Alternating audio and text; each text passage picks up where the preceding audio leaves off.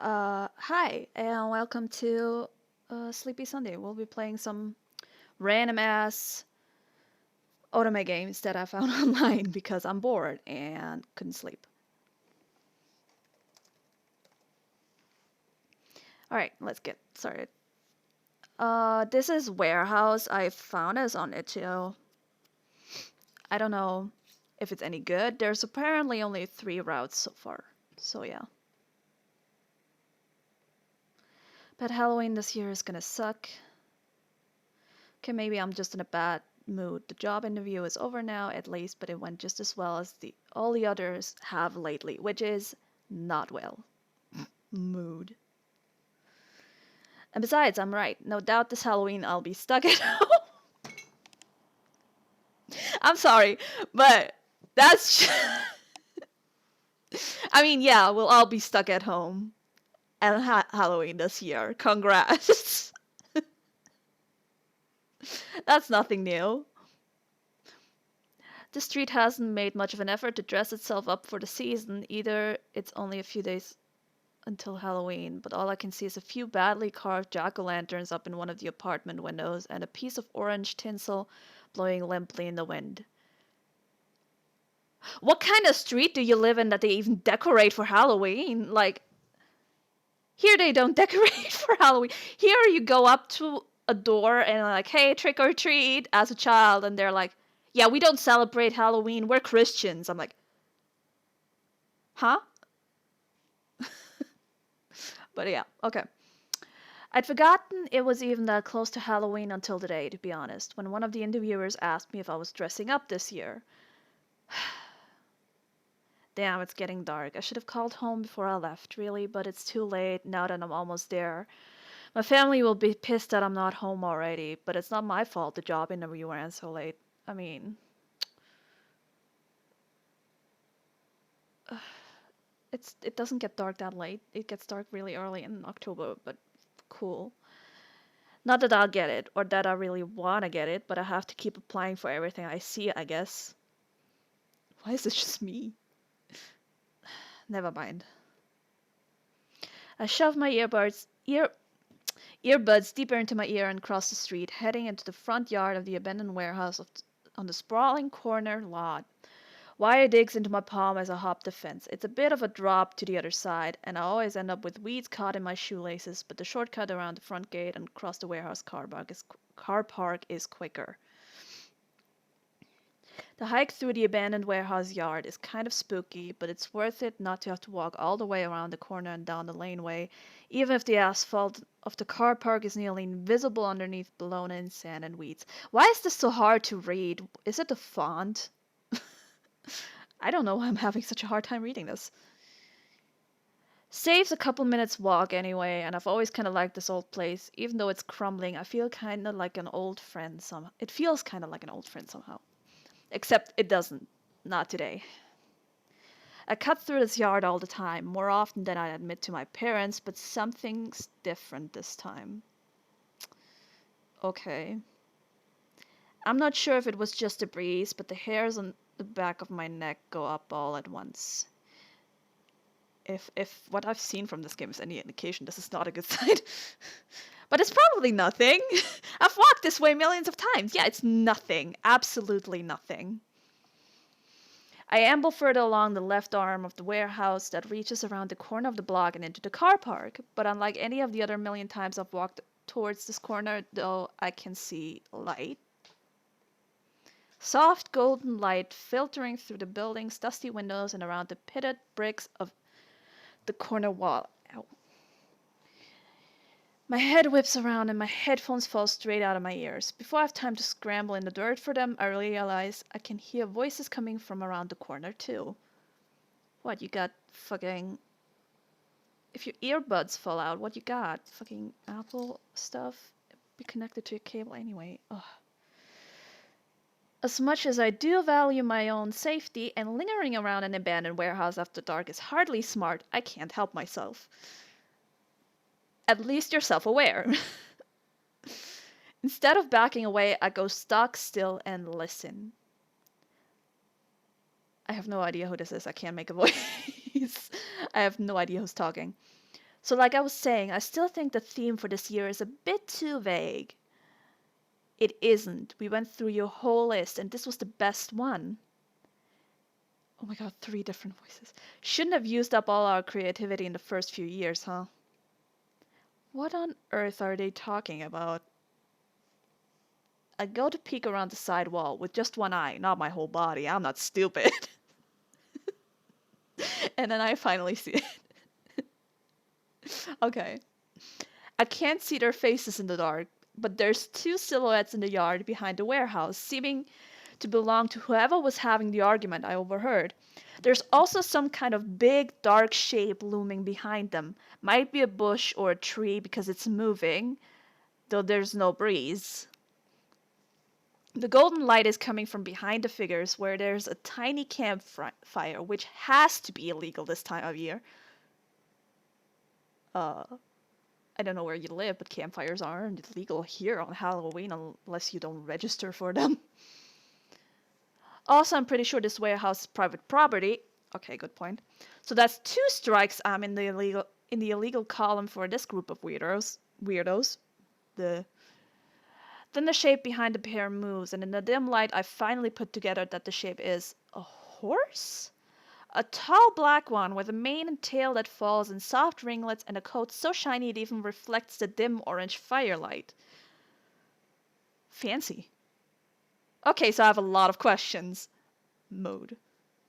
I'm busy looking for the third person because I heard 3 voices, unless one of them was practicing their ventriloquy or something, when the missing third voice comes straight out of the horse's mouth. I'm sorry, what? I don't know about your creativity, but I'm pretty sure I wrote pretty much the whole list this time around, so you can hardly talk. I don't mean that as a metaphor, by the way. The horse tosses its mane as it speaks, pawing at the ground in irritation as it flicks its tail towards one of the other silhouettes, and then it really is unmistakable. That's a talking horse. Okay. That would be my reaction too. Like, okay, yeah, I lost it. Okay, cool. Before I can catch myself, I go skittering backwards a step because what the fuck?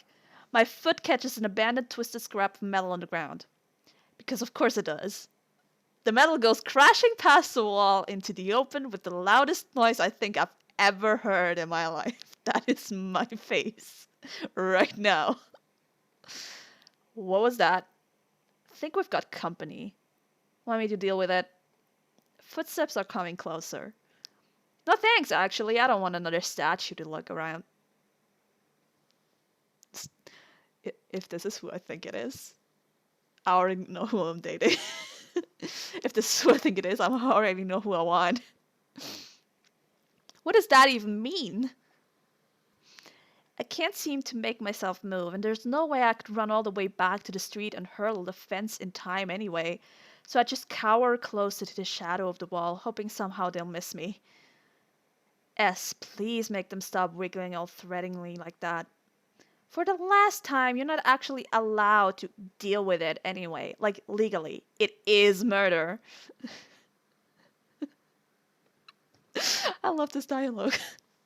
The word murder reverberates in my ears like a shockwave, and I swallow past what feels like a brick in my throat. This can't be good. People who hang out in abandoned warehouses after dark aren't usually chill, friendly types, right? I squish myself further into a crack in the wall as 3 humanoid silhouettes come round the corner, one of them carrying their phone like a torch. Anyway, it was fucking Medusa. Fucking Medusa. Yes. Gimme. They're led by someone dressed in a dark, kind of fancy clothing. She looks wet for some reason. And I think there are plants in her hair. Kelp or river weed twined with the strands like it belongs there. Now that they're closer, I can see that the other 2 are hardly normal either.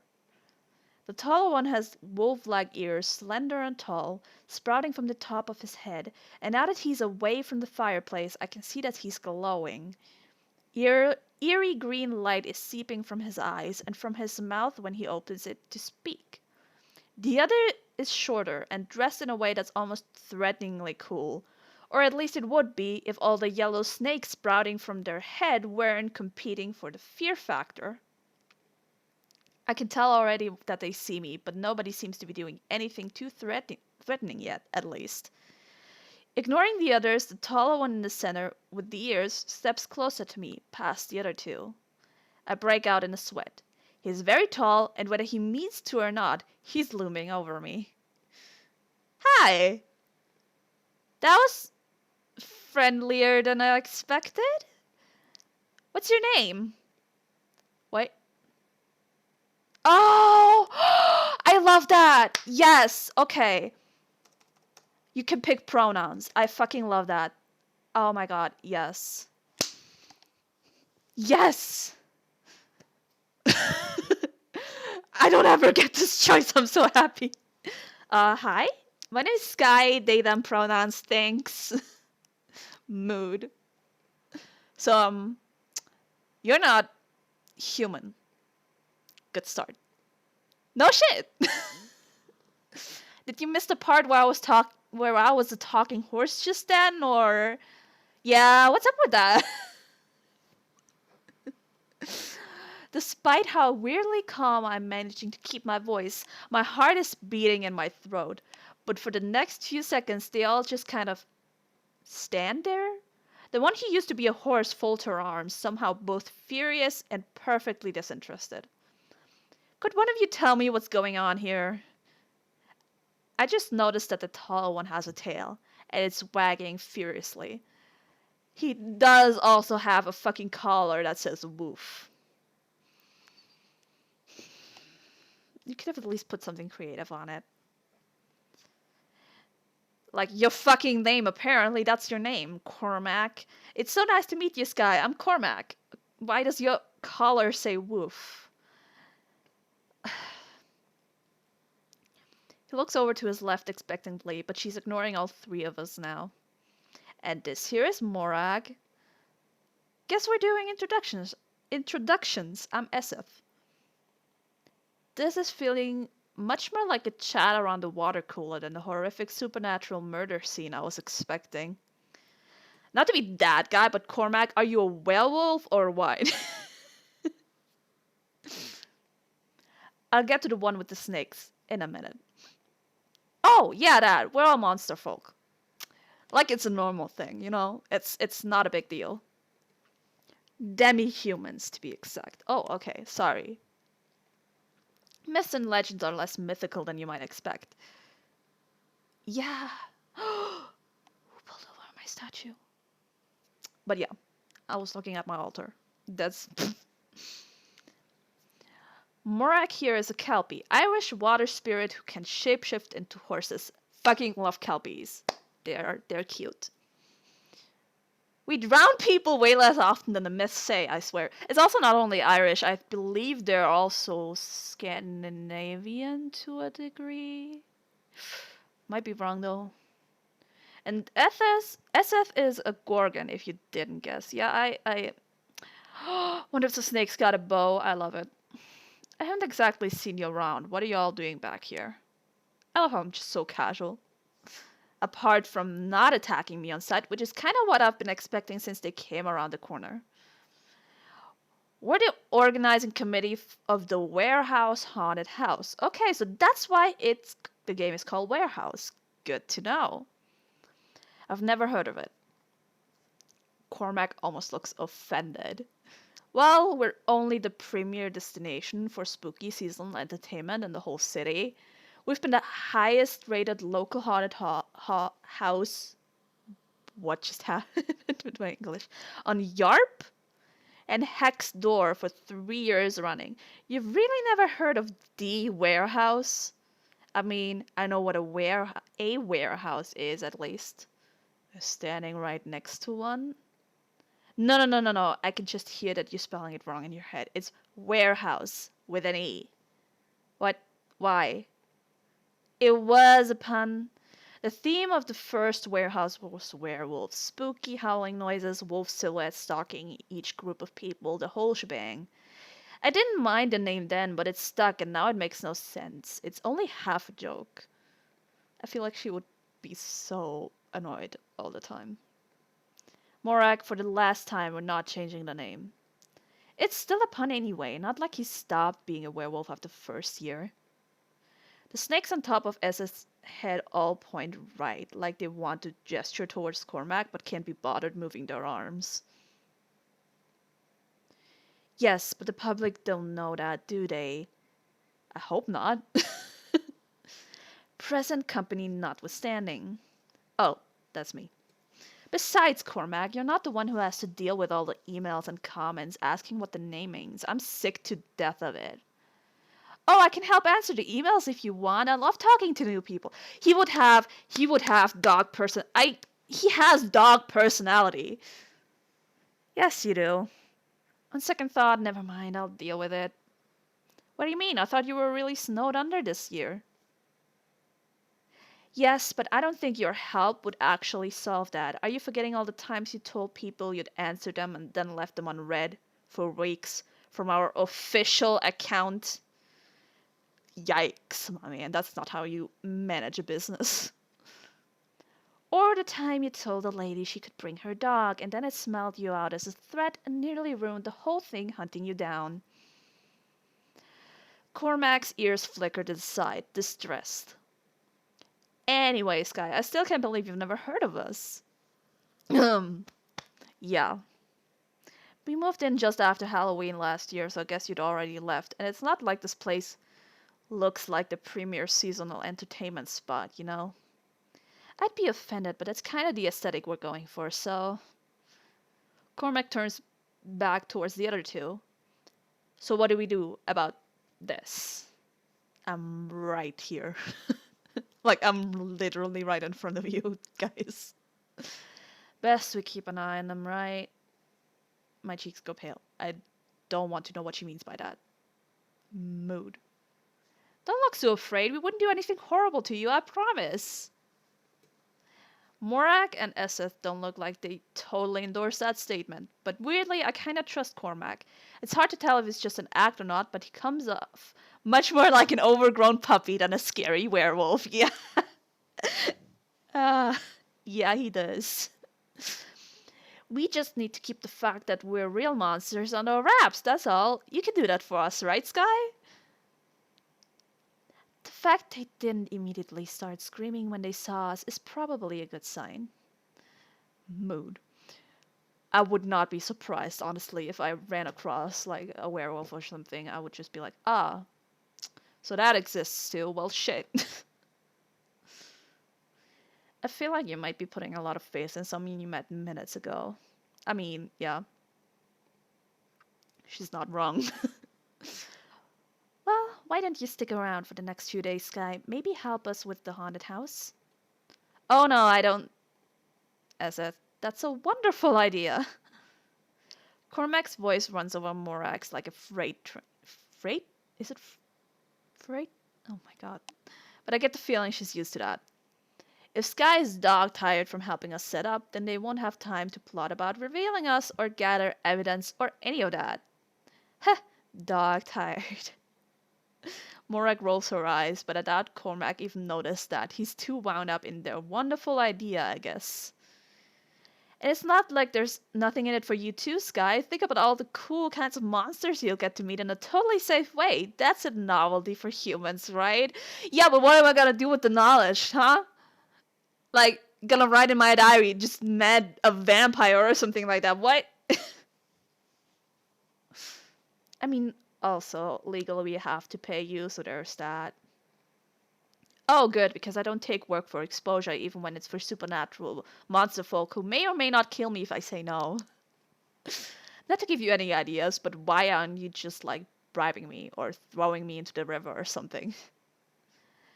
Morak makes us avoid murder if we can. Okay, I mean, yeah, that would be kind of suspicious, I guess. She rolls her eyes, reaching across Cormac and flicking one of S's snakes between the eyes. The whole chorus of snakes hisses back at her. I make a concerted effort to be extremely cool about it and not resort to my first instinct, which is to at the very least scream. That's a lot of snakes. What you got against snakes? Snakes are cute. Have you ever held a baby snake in your hand? That is literally the cutest thing ever. I want a snake so badly. But I can't kill mice fresh and uh aside from murder being, morally wrong, dealing with the legal system is so much extra paperwork. I mean, mood. Making you work Halloween night is the only way I can think of to make sure you don't go to the police before we have time to bump out of the warehouse and get out of town. Plus, a wage is kind of like a bribe, right? This all sounds flimsy at best, but I do need the money, so I don't want to look any further into this than I need to. Here goes, I guess. Okay, I'm in. Honorary human member of the Monster Committee, or whatever. Cormac's tail wags excitedly, and even Morag looks kind of mollified. So, now what? Oh yeah, what do we have them do then? Don't look at me, I've had task roster sorted for ages. You both have the link to the spreadsheet, you should have at least read it. Well, we have 3 days to fill for them. We do have a lot to do, but no one thing would last that long. Oh, excuse me. Okay. I'd say you should work ticket sales since you pull off being human the best. They are human, you moron. Anyway, Clarissa loves that. I could never take it away from her. SS leans over to fill me in, all conspiratorial. Clarissa's a succubus. All the positive energy of excited and nervous people is like heaven for her at ticket booth. Oh. Well, that's a new take on succubi. I like it. Also just, she's an extrovert, I guess. Can't relate. Mood. Maybe Sky could sort of tag along with one of us then for the next few days at least, until the actual haunt on Halloween night. Kind of like an understudy. I mean, not really. More like an apprentice, right? I've always wanted one of those. I'm amazed they get anything done at all with how much they bicker and how easily distracted Cormac is. Their meetings must go on for hours. Anyway, I've bitten off more than I can chew this year. I could use the help. Well, so could I, just as much. We've been put behind by somebody's negligence. No points for guessing who she just glared daggers at. He doesn't even blink though, either very unobservant or very used to it, and turns to me instead. Well, you choose then. Who do you want to work with for the next few days? Oh, no. Oh, I actually have to decide. Okay, uh, let's see. We'll just, okay. uh, sure. I want to work with them. They look really pretty. I like it. I like them. Fab, I'm really getting swamped with setting everything up, so it will be useful to have an extra pair of hands on deck. So, what do you do to set up? More to the point, what kind of spooky weirdness am I going to be helping with? Probably nothing as exciting as what you're thinking. I'm in charge of the backstage stuff, props, costumes, and all that. Sounds cool. There's snakes hissing what I think is approval. It's a good thing I'm not scared of snakes. Glad you think so. Right, if you come back here tomorrow morning, let's say 10-ish, we can get to work on it all. Having a lioness. 10 seems barely reasonable to me. I'm glad I picked Eseth. If going with Morag means that I'd have to be actually functioning any earlier than that, mood. I can't get up before 10 a.m. And I wanted to work at a bakery. Eseth just shakes her head like they've heard it all before. Don't mind her, Sky. Let's swap details and we can take it from there. Soon after, once all the arrangements are figured out, the three committee members tip dirt over the fire, their meeting over. I waved and then head home, finally finishing my usual cut corner path across the yard of the warehouse. Sorry, warehouse. At least I have a job now, I guess. Ahaha. Well, that's fun. Okay. As I'm walking back to the warehouse the next morning, it's 9:55, so I should get there just in time. I can't stop thinking about what I'm actually doing. These are real life monsters, and I'm going to be working with them. Little old me, with actual monsters. Nice monsters, but still, what the hell? Well, they seemed nice last night, and a job is a job, but I can't stop worrying. Maybe they've slept on their decision and come to regret hiring me on.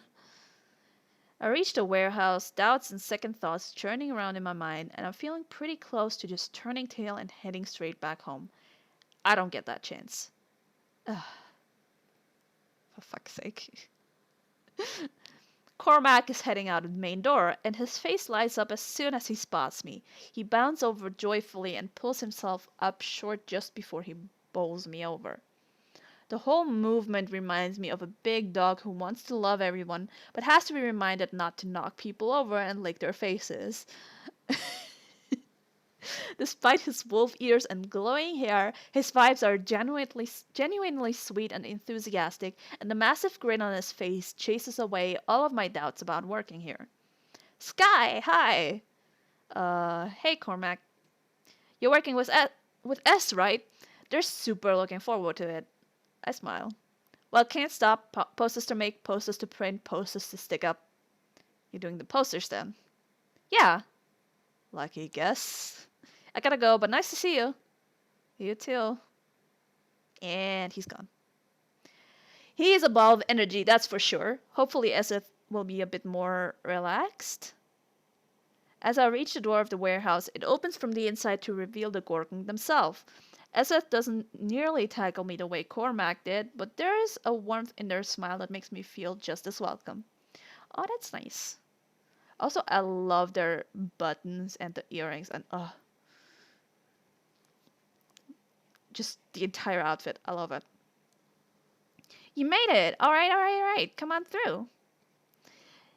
They lead me into the warehouse, or should that be warehouse? Like, is there actually, like, am I saying it wrong? Which, to be honest, looks just as grim and rundown from the inside as it does from the outside.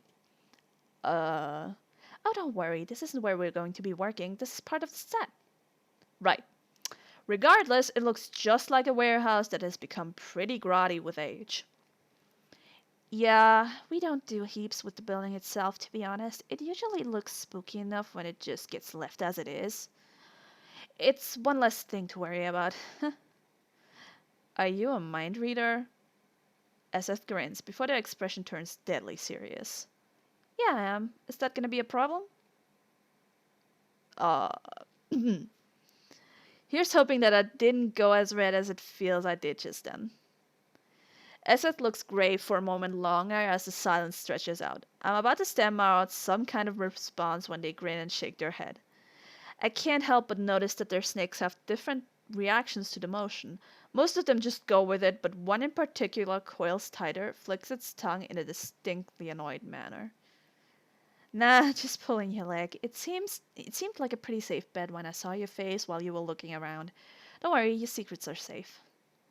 Holy shit. Ezra just smiles crookedly, and I feel the corners of my mouth twitch upwards in response.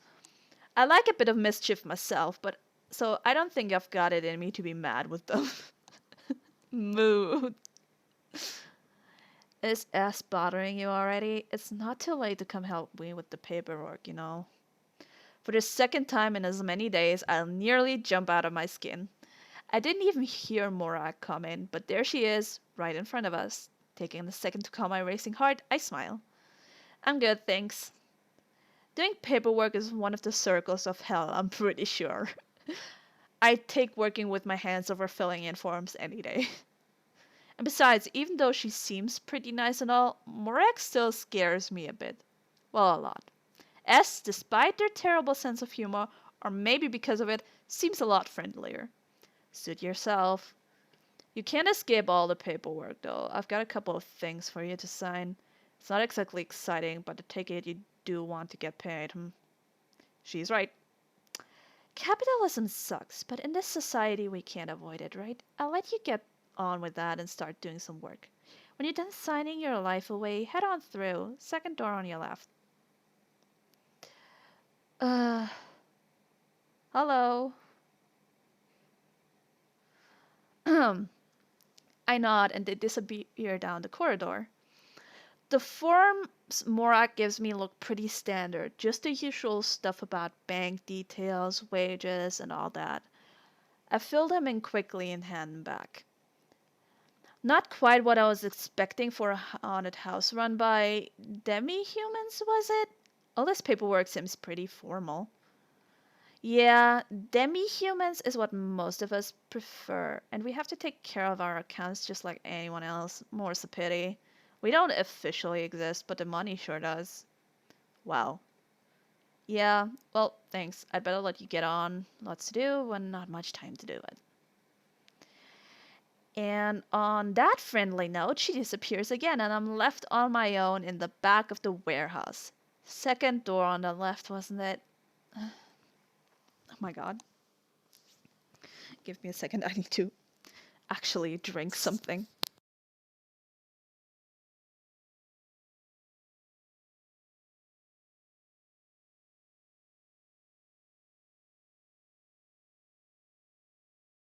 Not used to talking this much. It's a lot of reading. I head down the corridor and go into the room. It's still messy, but this one looks a lot better set up than the main room. It's not full of dust and cobwebs for a start. There's some cabinets and stuff in here that I assume is left over from when this place was a warehouse office. But underneath desks and in cupboards, the room is stuffed full of fabric and wires and bits of electronics.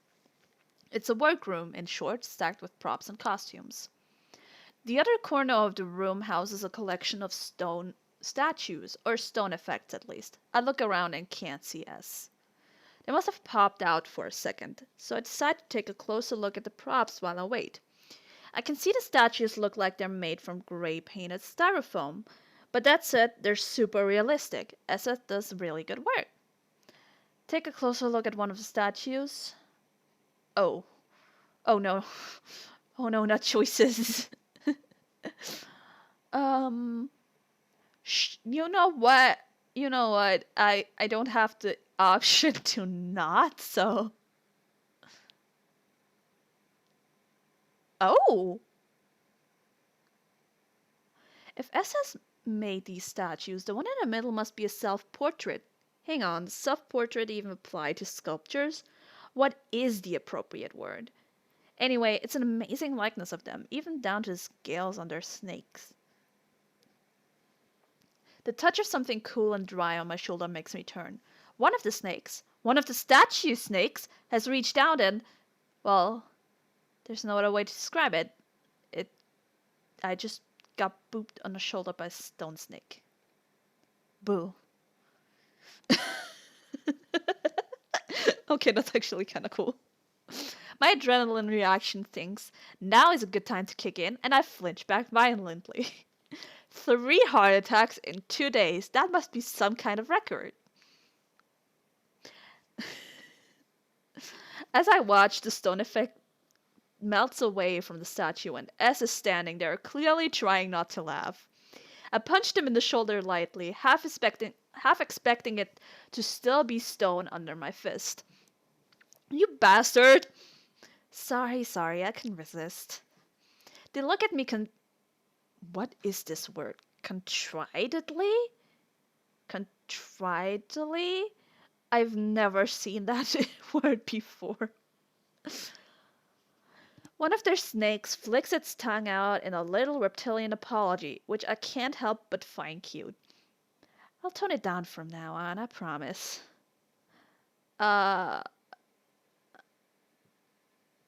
Oh, hell yes.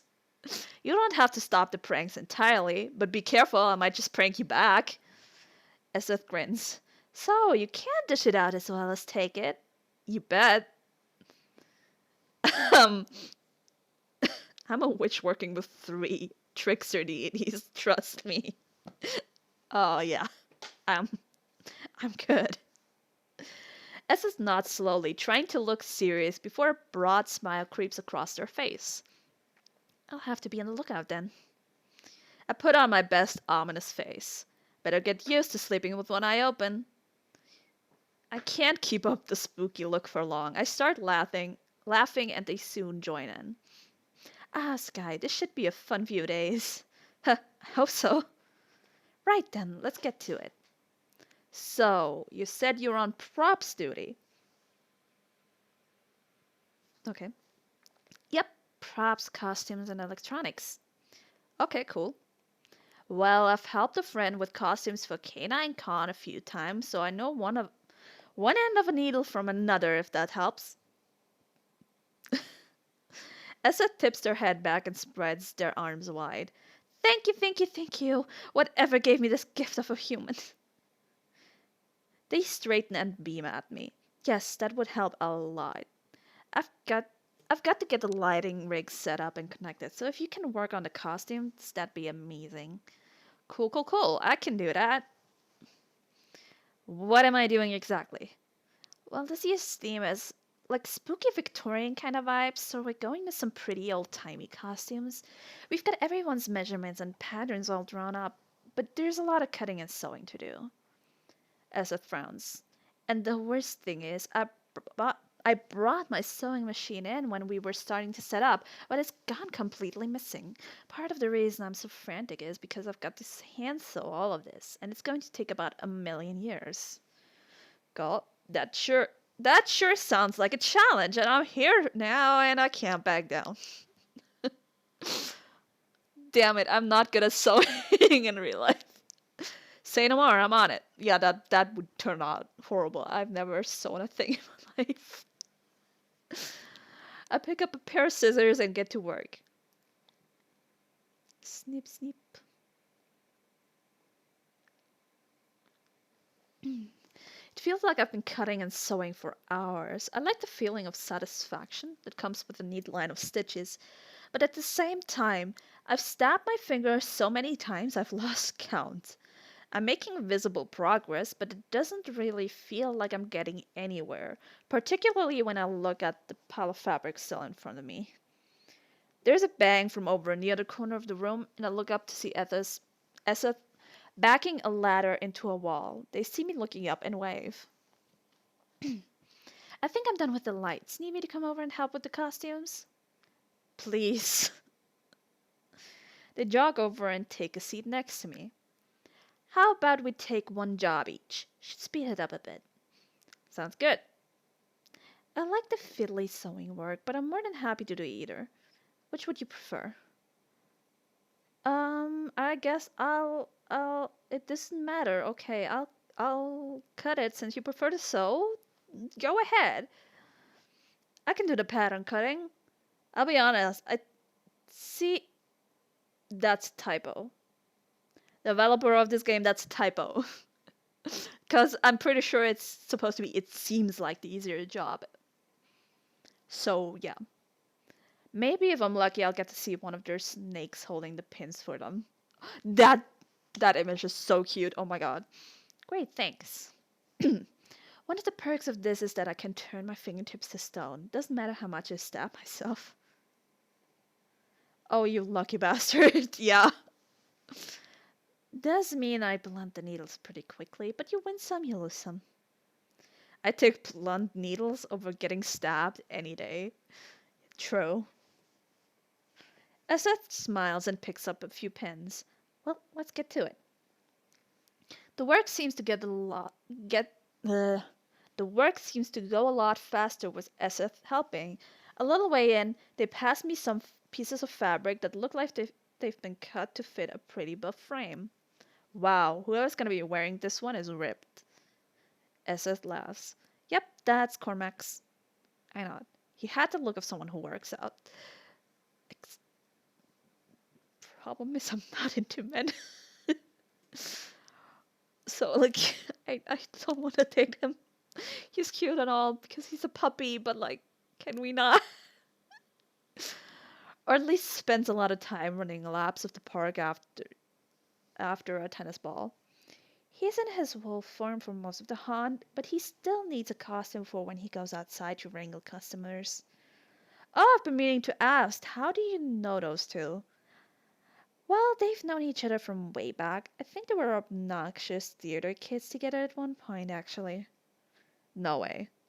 Oh, yes way. Apparently there are photos, but Cormac always forgets to bring them in, and Mo is never going to share, so they're pretty much lost forever. That sounds about right. Yep, sounds accurate.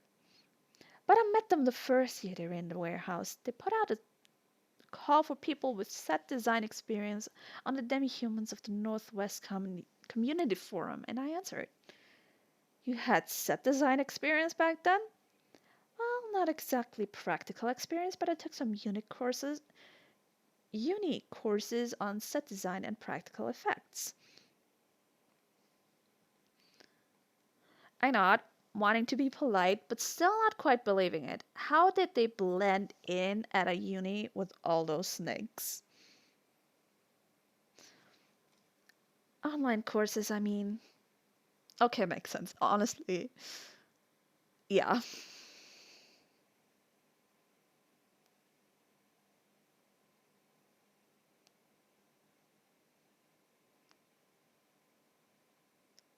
What's going on right now? Yeah, it's a fucking dating sim. This I looked up the weirdest otome games on on itch.io, and I got some weird ones like My Hero Academia dating sims, which I want to try, but they don't really have any music, so it's kind of just really silent and awkward. But this looked cool. Like I like the art style. Not Honey Pop. No. Okay, Honey Pop. I'm not sure if I'm allowed to play that on Twitch. I've played it. Yeah, I've played Honey Pop and Honey Cam, and Honey Pop is banned. Okay. Yeah. But I have both Honey Pop and Honey Cam, which is the not official sequel, but like spiritual sequel, I guess. Well, yeah, okay. Yandere Simulator. Yes, I spent money on Honey Pop and Honey Cam. Okay, don't judge me. Don't even. Yandere Simulator is its own fucking topic because the guy started off making it pretty well, and then it just became like he became so conceited and in his head. Anyway, yes.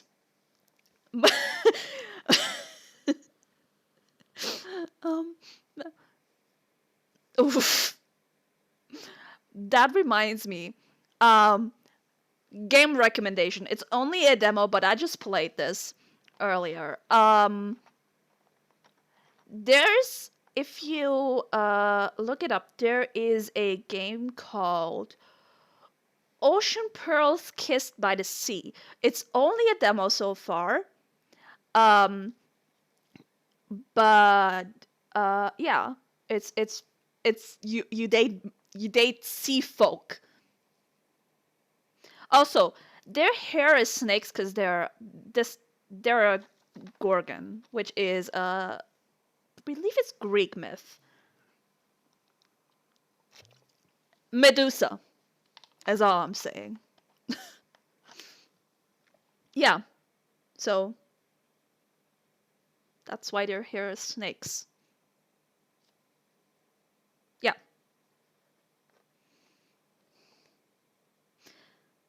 Okay, back to the game. I wanted to be an actor back in the day, but well, you can guess why that was never going to turn out. Yeah, still sucks though. Nah, I fell in love with all this part of it. Probably more than I'd have liked acting if I think about it. And with the warehouse, I get to dress up and spook people anyway, so that's fun. Egg rain. Sounds like it. After a few more minutes of work, I have to stifle a yawn in the crook of my elbow. Even though it's only the early afternoon, I'm getting tired, and it looks like Eseth is feeling the same way. Had to cough. I can't keep doing this without caffeine. You've already made such a dent in my workload. The rest of the costumes can wait. Come on, we're getting coffee right now. Aye, aye, Chief. There's a cheap coffee shop a few minutes' walk away. It's a pleasant enough day despite the wind, and we take our sweet time walking there and back. As we go back through the warehouse, cups in hand, a flash of something pastel orange catches my eye as we pass by a room. Just a sec. I go into the room to investigate. There's nobody inside, but a laptop, a few garish printouts, and a half-eaten bag of beef jerky are set up on the floor. And behind them, Eseth, is that your sewing machine? Wait, what? They come into the room and I can see a range of expressions. Delight, confusion, mild annoyance cross their face. Confusion seems to be the one they settle on, though. Yeah? Yeah, that's it, but this is Cormac's room? And what's that? There's a tangled bit of sturdy fabric caught in the sewing machine, something made out of thin strips. A faint memory surfaces in the back of my mind from what I spent my holidays on my aunt's farm. It's like a piece of tack for a horse? And the fabric is blue-green, like the ends of Morak's hair, but why? After another bit of confusion, Eseth finally shrugs. Who knows why Cormac does what he does? I'm sure he's got a good reason for it, but they pick the sewing machine up. The needs of the many outweigh the needs of the one, and that pile of sewing to do is the biggest damn need I can think of. Yep, I'm with you on that. With the pressure of hand sewing taken off of our shoulders, we sit on the floor of our workroom, sipping mostly hot coffee and deliberately ignoring the many, many things still to do. I can't help but shake my head. I'm working with, while having coffee with, a real-life Gorgon, and it's a really good time. We sit in a companionable silence for a moment when Eseth gives me a searching look. You've still got questions, I can tell. Oh, do I ever? Of course, I'm less than eloquent in saying that. Huh? Perfect. Just, huh? You have them. There's the this is so stupid, but I love the fucking dialogue. You have them, then you have a Kelpie girl and a werewolf guy. Those are the three options you have in this game. It doesn't have a lot of options, but it's free.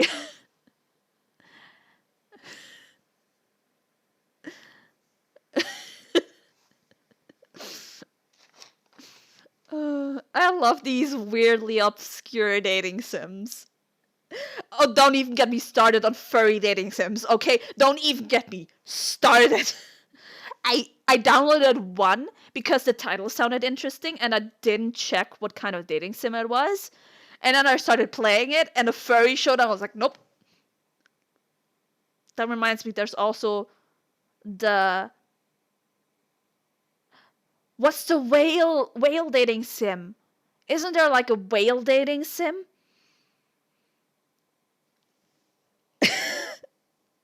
Isn't there a whale dating sim?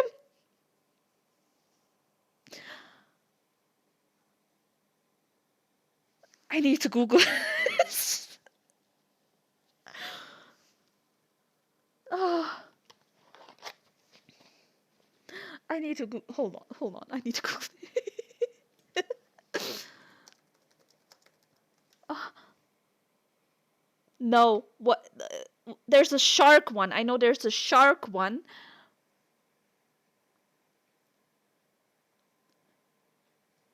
Right, there was a shark one.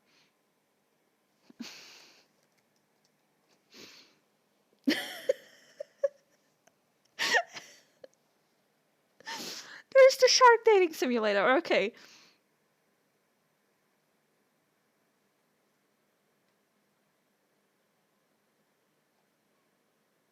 But there was another one.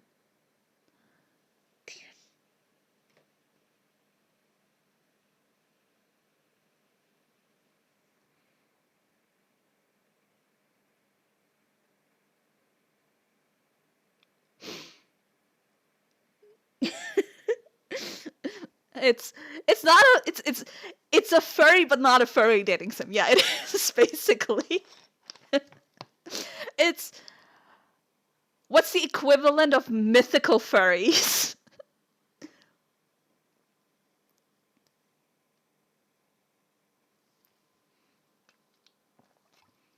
There was one with like not sharks but some type of fish. Some type of aquatic animal.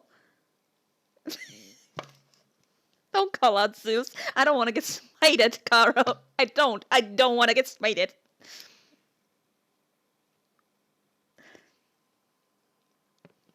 Yeah, the mermaid dating sim is what I played before this, okay? What I played on my own is the mermaid dating sim, but it's only a demo, so there's only 3 of the 5 options. Also, they're all men, so I'm like, no thank you. Anyway. You're working with demi-humans. In your situation, I'd have heaps of questions. Well, this is your free pass. Only problem is, I can only really answer for myself, so you might have to limit your questions to stuff about Gorgons. You want to see the mermaid sim? No, there's no girl name. They're all guys, unfortunately. They're all men.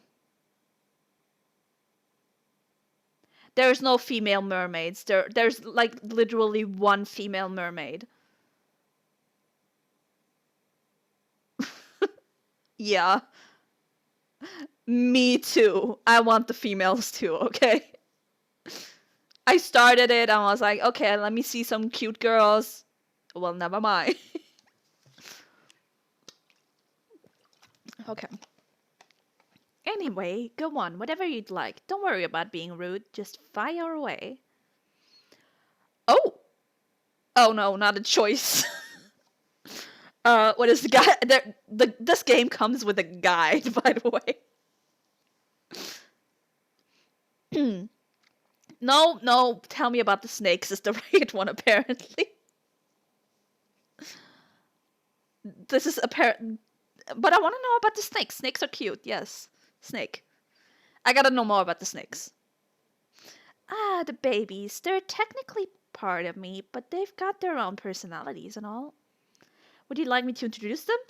Hold on. Are you telling me that each one of them has a name? How many are there? I can probably count them, but I don't wanna. Also, you got an undercut. I'm in. Like, looks great. Also, you got an undercut. Did you cut off snakes? I have several questions. I have several questions here.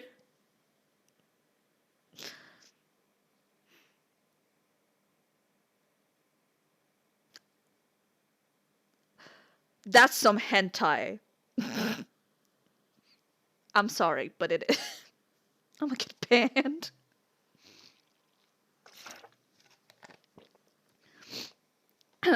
They have names? Oh, this is the cutest thing ever. I think I'd actually die if you didn't. As it grins. Well, starting from the front, this is Alice.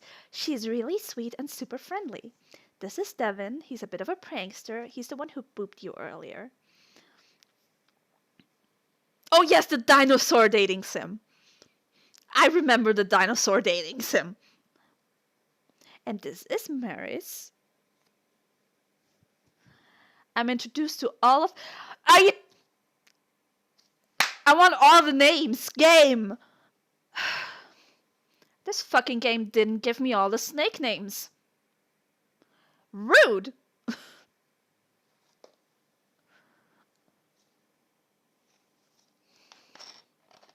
I've been scammed. I want to know the snake names. I'm introduced to all of S's snakes in turn, and I get to give them all a tiny pat on their head. One of them, Jordan I think it was, even licks my hand in a curious little way, which makes me laugh. Well, I say I get to pet all of them. And finally, this one is Morag. Morag? Yeah, I call her that because she's always grumpy, aren't you, babe? Morag the snake hisses snippily, and Eseth makes a face like they're trying not to laugh. I can see the resemblance. Well, she hasn't tried to bite you yet, so that's pretty much a vote of approval from her. Is it the one with the bow? Also, I love I love this one. This one in the lower corner. Look at the face. It's so cute.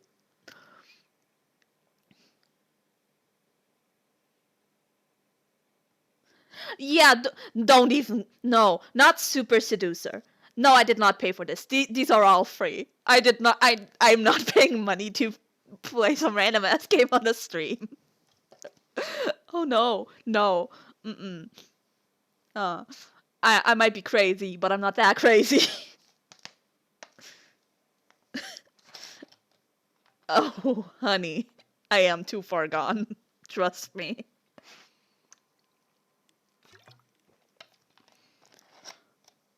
The fact, what's the most ridiculous thing I ever paid money for, actually?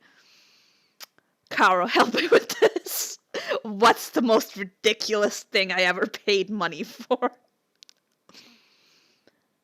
No, no, I'm sure I can go more ridiculous than Honey Pop.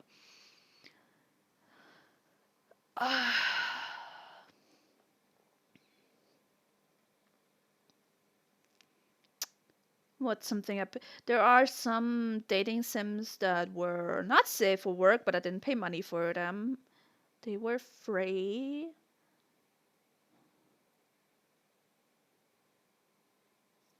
Let me check my Steam library. What's the most ridiculous thing I ever paid money for? That one was free. I didn't pay money for that. That one was also free. Didn't pay money for that. Hmm.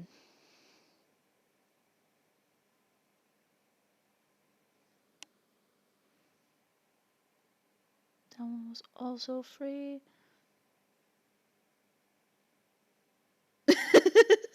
You didn't have to watch. I appreciate it.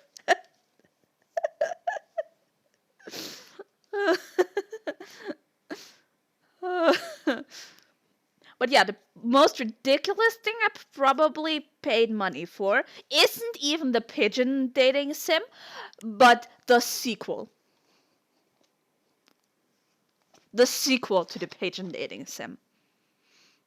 Yes, there is a fucking sequel. There is a sequel. Hold on, what was it? What's it called? It's called Hatoful Boyfriend Holiday Star.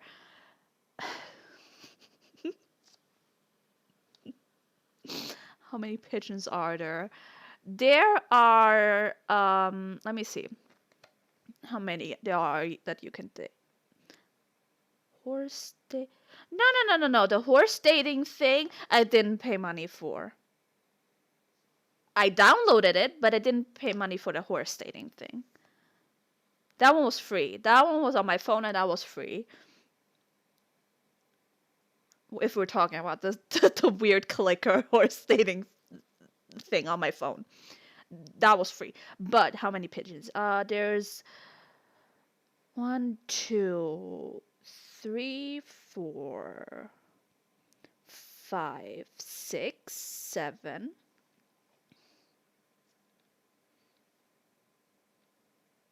8, 8, 9. 9 different pigeons.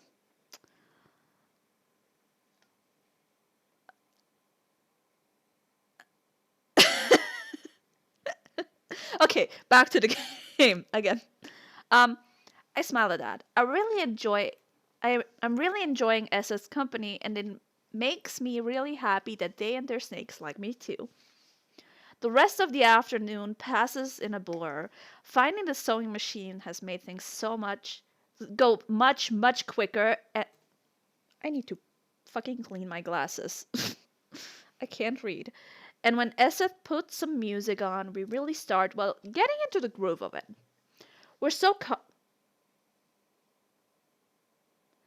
that actually scared the fuck out of me. I was like, what was that sound? That scared me. Oh my god. Oh, we're so caught up in our process of cut and sew that we're both startled when S's phone buzzes demanding to be plugged in.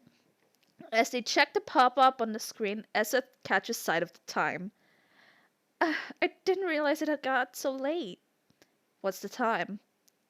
I yelp as they tilt the phone towards me.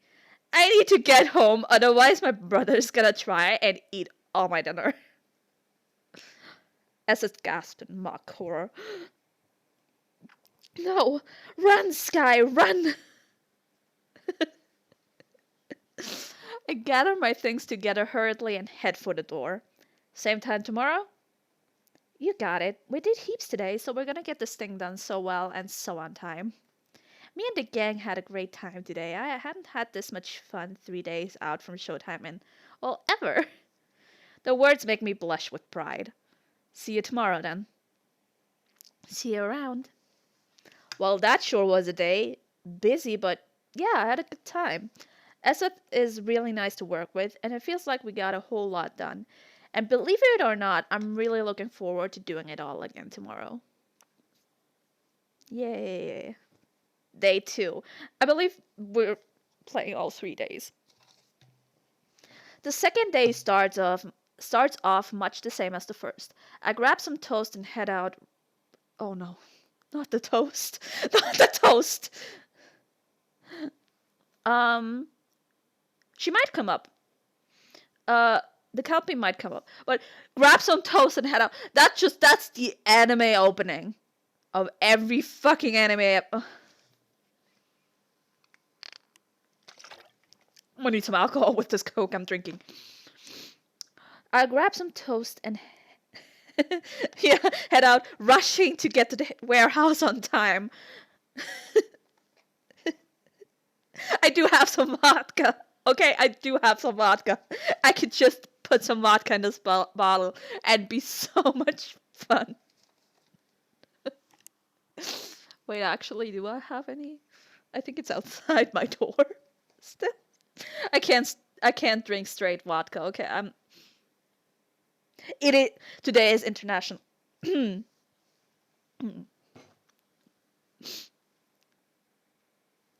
I'm not Russian. I'm also not Polish. I'm not like I'm not in the least bit like my genes might be Slavic, but I'm not.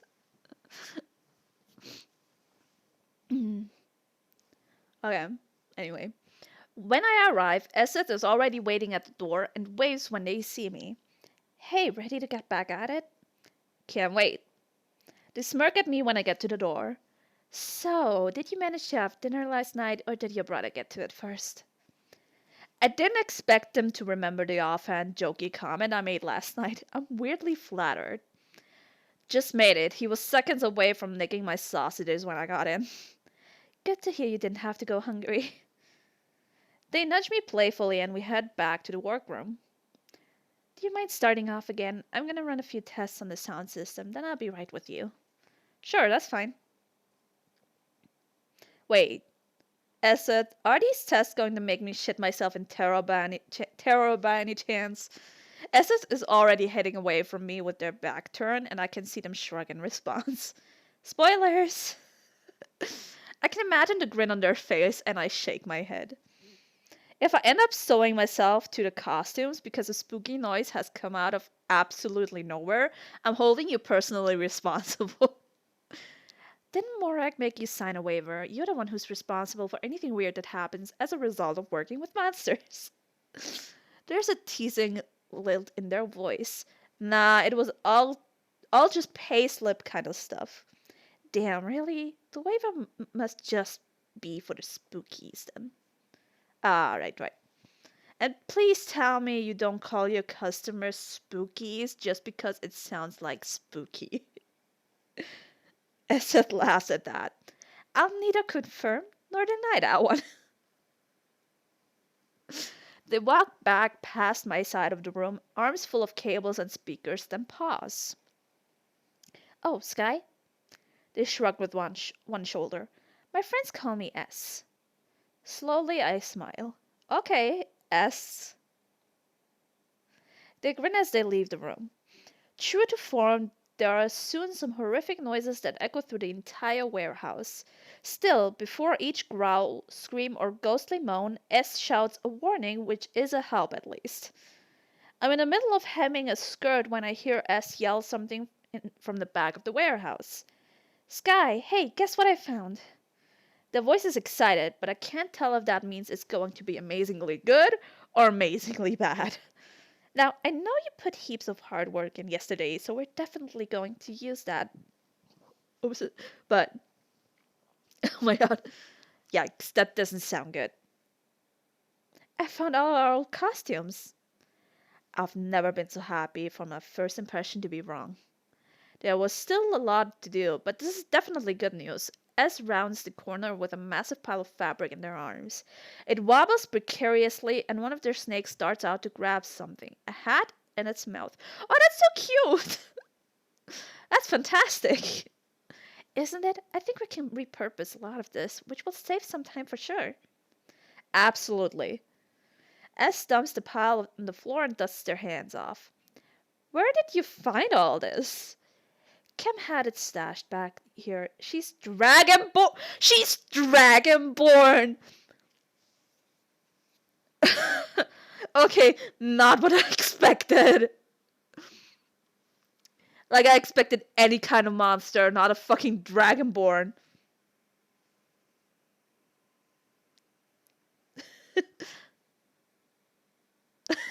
We're in D&D now. Welcome to Dungeons and Dragons Dating Simulator, apparently.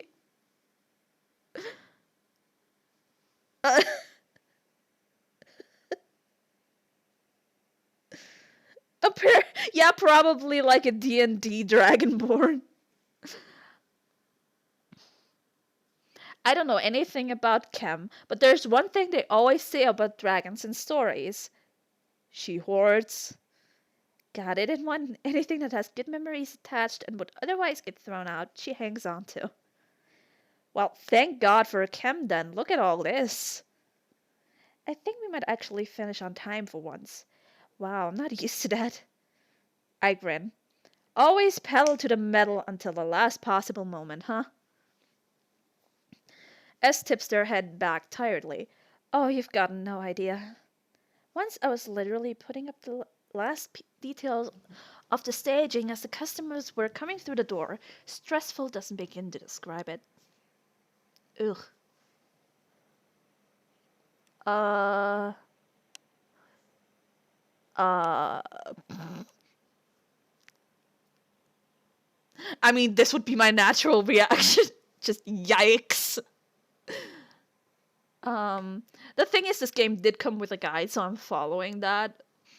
And I guess this. I don't know why you'd ever like. Like that there's a guide, but why? I wish I'd have been there. We'd have been able to get everything sorted together in half the time. I wish you were there for it too. Oh, that's so cute.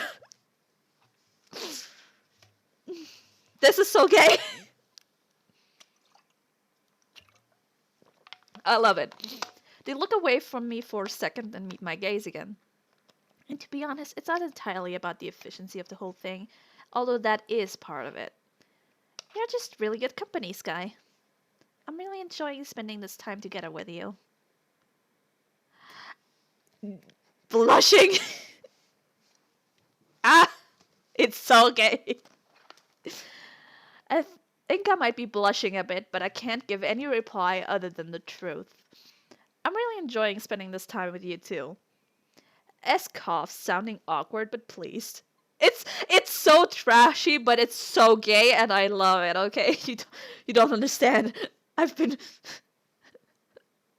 okay. I need the gayness in my life. Okay, you don't understand. I'm so starved of gay. Anyway, should we get all this sorted? Between this and everything we did yesterday, we should be set for costumes by the end of the day. Ah, fantastic. Buoyed by optimism we set to, the pile has all sorts of costumes in it, far more than we need, but we find quite a lot of useful things. There are basic shirts and skirts and pants that need hardly any alterations, which massively reduces our to-do list.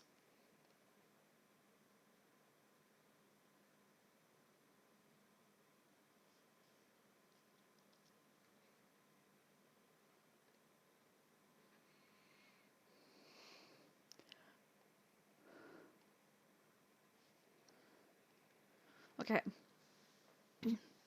And there are some other things too. Towards the bottom of the pile, I find a tiny cowboy hat that looks like it would fit it all. No, no, tiny cowboy hats for the snakes.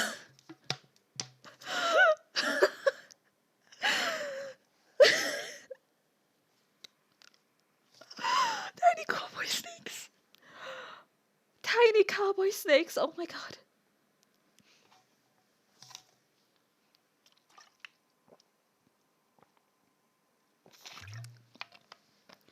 I love that so much. You have no idea.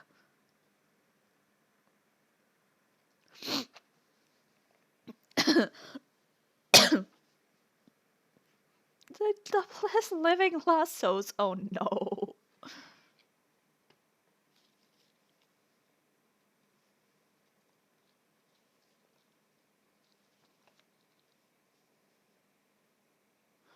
Okay. Um. Right. uh. S. I hold the little hats up and shrug. Ha! I forgot about those. Wow, that brings back memories. Of what? Last year's warehouse. The theme was Western, so I really went to town on it all.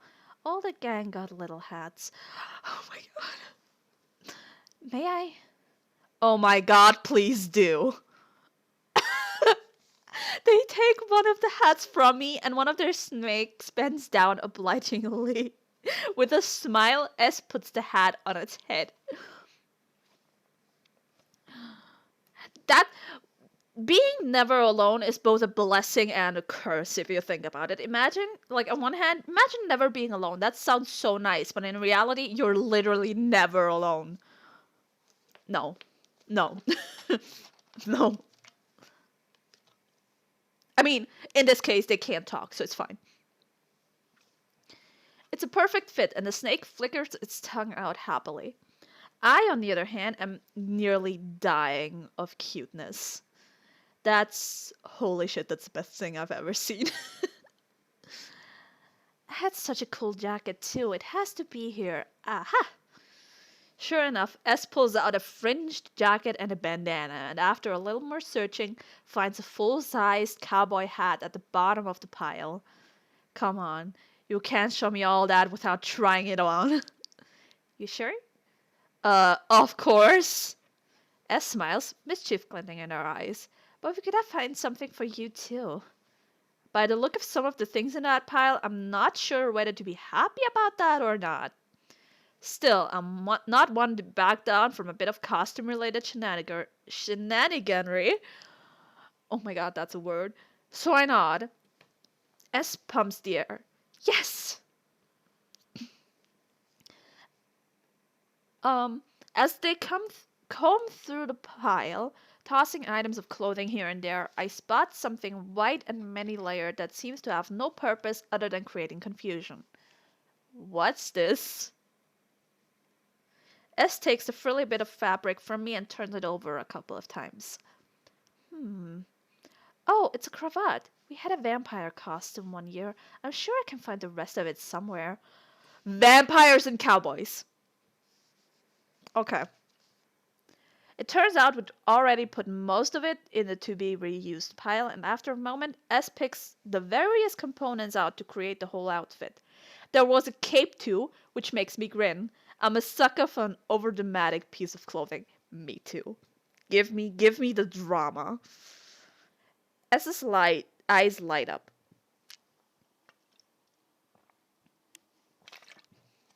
You like the look of it? Who doesn't like a cape?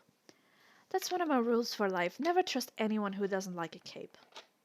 They nod seriously and I play along. Of course. It's why I trusted you implicitly right from the moment I saw you, you know?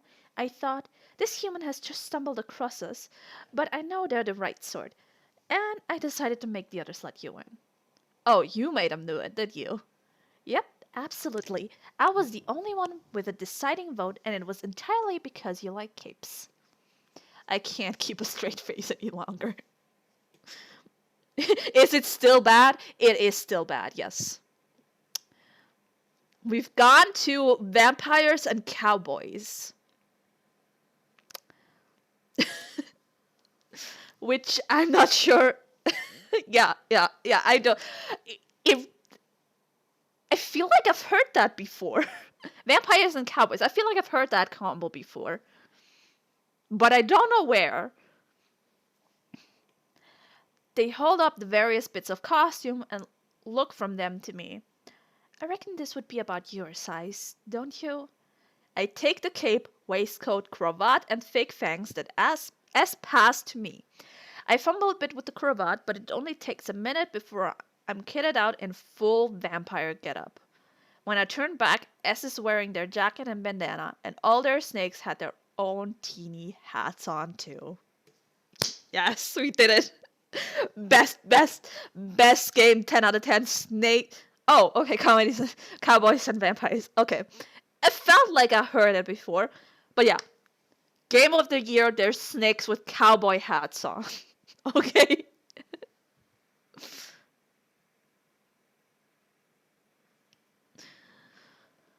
Like it? I love it. You're looking pretty good yourself, Count von No, no, never mind. I hate this game. No. Count von Frankenstein? That's either you say it in German or English. Yeah, but like, would it be German, which in that case you would say Frankenstein, which doesn't even make any. That's not even a joke. If you say it in English, it's Frankenstein.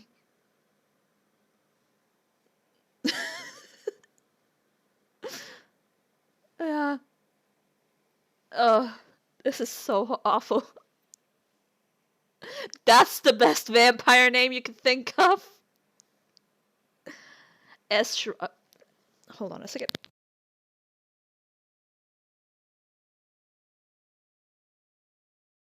That name made me choke on my own spit.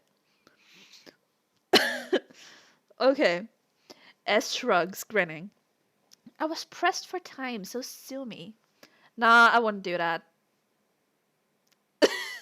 Oh, that's. Look at the snakes. Look at the fucking snakes. I can't.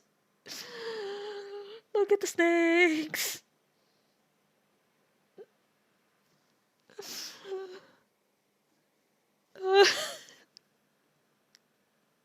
There's snakes with cowboy hats on. I turn my back on them, then swing around dramatically with wide eyes, baring the fake fangs and hamming the whole thing up with my best B-grade cliche vampire accent. No. No. No.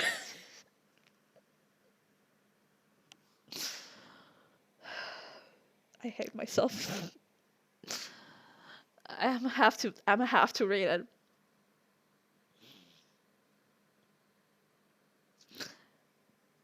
this is gonna be the most embarrassing thing in my life.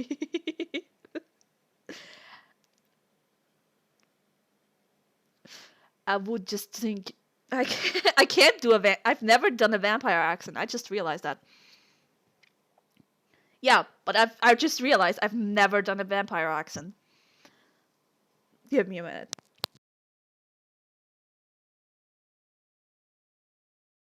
Because when I try to, I just do a Russian one instead. Not even a Russian, not even good Russian one. I've never watched Sesame Street.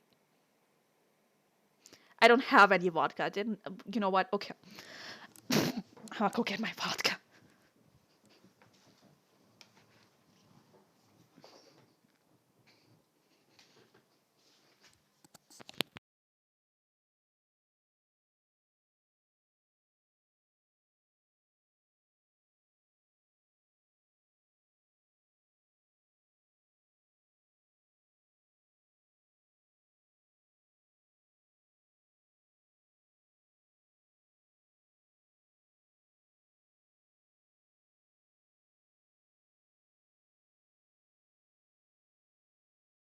Never mind, I'm too lazy to actually go upstairs and get vodka.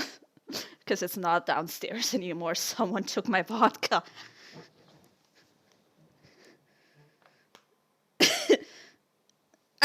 What do you mean I didn't eat anything? I ate dinner. My mom made Schwanzbraten. So, like, I had some real good dinner. So, like, that's one of the things that you can eat and drink afterwards. You'll be fine. That's so much fat. Okay, fine. I'm Yeah, I'd have to go upstairs and get it. I'm too lazy. Okay. I would just drink your blood instead. Ahaha. I can't. That's so bad. At that, S loses it completely and tips their head back, cackling. More rush. What do you mean? I. More Russian? I've never done Russian accent before, I swear. I would just drink your blood instead. Ahaha. Better. Good.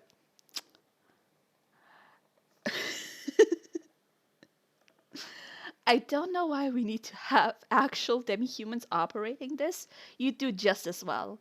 Are you sure you're not part vampire somewhere back in your ancestry? Is that even possible? I don't know, there might be if you think I'm doing such a good job. Oh, absolutely. The scariest one in the house, that's you. It's nice when S laughs like this. We've been messing around for the last day and a half, but every time they find my awful jokes funny, it gives me a good feeling. After that brief interlude, S puts their music on again, and we keep working steadily. It's all going pretty smoothly, actually, apart from the odd disagreement. Okay, but I think the trim on that really needs to go. They found a dusty gray jacket right at the bottom of the pile that fits the spooky Victorian kind of vibe perfectly, but it's got a bright crimson trim around the neckline. Around.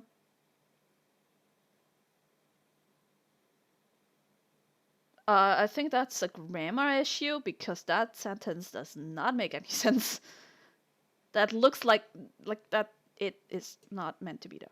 That looks like it's meant to represent blood. It's not really my taste, to be honest. I don't think it quite fits the theme. It's a bit garish, don't you think?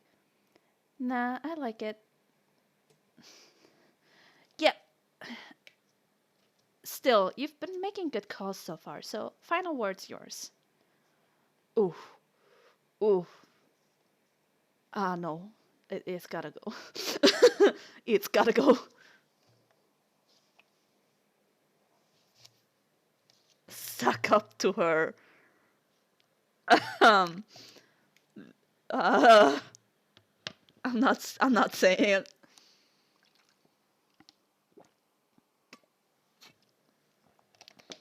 Yeah, I reckon it should go. The whole thing looks more like thing will look more polished that way. S looks at it consideringly for a moment, then shrugs. You know what? You're probably right. And I've always got more ribbons, so I can put it back on if not. With a few careful snips, they cut the trim away from the collar and carefully regard the finished product. Yeah, yeah, that is better. They nod approvingly at me.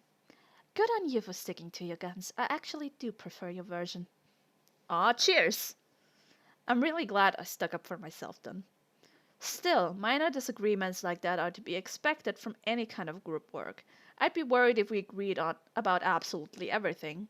They're few and far between in this case, though, and they only ever lead to discussion, no souring of the overall mood. We get through the rest of the pile even earlier than as expected. By 4 p.m., we have all the costumes for Halloween sorted and ready to be worn. S stretches contentedly. It never fails to make me smile that when they do that, all their snakes wiggle like they're stretching too. Good work, Sky. You too. I'll drop the stuff we're not using back to Cam and then. Wow, I reckon we can call it for the day. Nice. It's good we finished now, because it will be an early start tomorrow. How early are we talking here? S smiles. Not that bad, I promise. Just 9. We'll need to get all the set dressing in, and hanging up the sheets always takes longer than I think it will. Which is why you had to get it done when there were people in it that one time. Their reassuring smile turns to a rueful grin. Yep, that's it. Well, enjoy the rest of your afternoon. I'll catch you tomorrow. See you then. Bright and early. I stick my tongue out at that as I head out the door. The late afternoon sun is lovely as I walk home, and I'm glad that this year S will get to appreciate it too, rather than being stuck in the warehouse until all hours. I can't help but imagine them enjoying a nice walk in the golden afternoon light, all their snakes soaking up the warmth. I can't believe that tomorrow is the last day we have for prep. If it's anything like these two, it will just fly by. And while I'm excited for the big day, or rather the big night, I'd like to stay friends with S and the rest of the gang, even after the show is all over. We haven't seen the rest of the gang in this entire route. What do you mean? uh, Still, I can't say I'm not pleased to get a bit more of the afternoon to myself. From the sounds of it, tomorrow is going to be busy.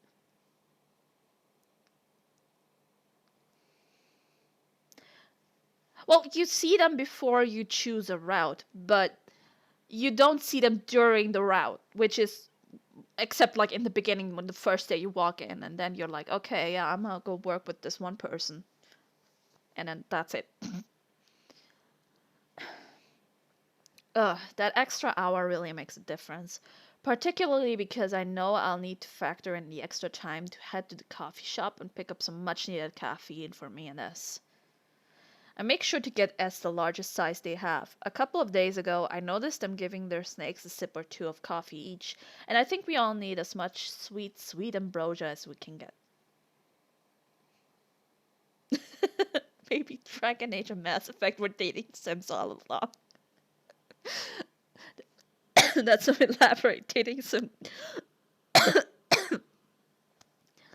Even with the trip to the cafe, I managed to make it in time, and Ness's eyes light up when they see me. They light up even more when they see what I'm holding. I take it personally, but I know exactly how they feel. Sky, you're a lifesaver. Though I need some myself, and I thought I'd need some myself, and I thought you'd need some even more.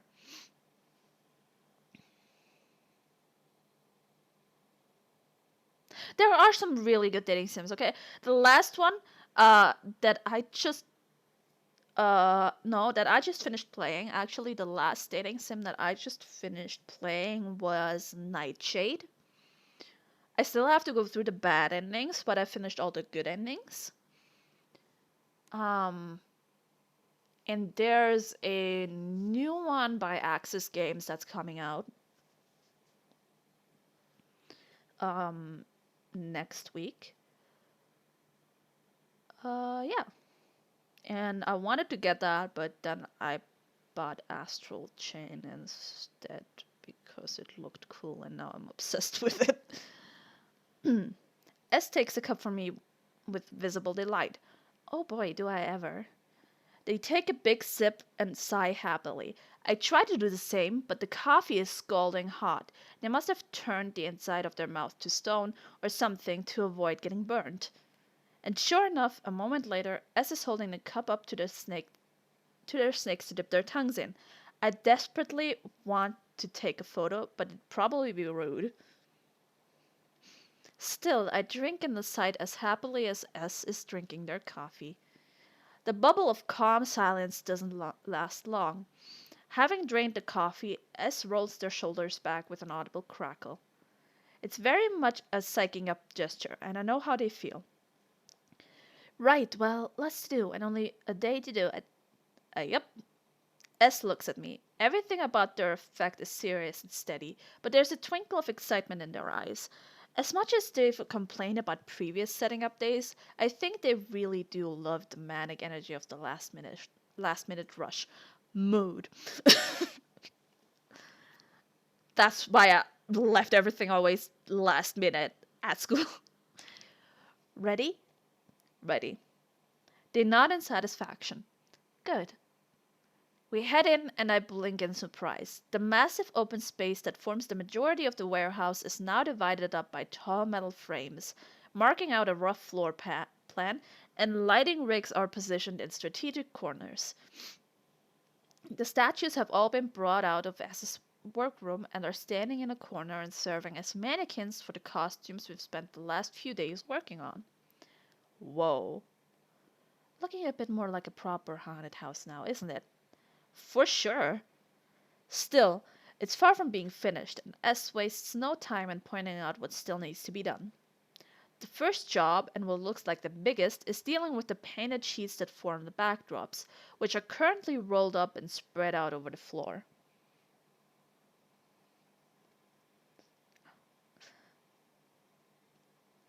All of those need to be put up and secured so it adds to the atmosphere and provides a path for our spookies to follow. We've got some wall panels and some misty forest ones. I've laid them out where they should go, but now we just have to get them set up on their stands. Yo, do your assignments. Oh my god. Oh god, high school. It's been so long.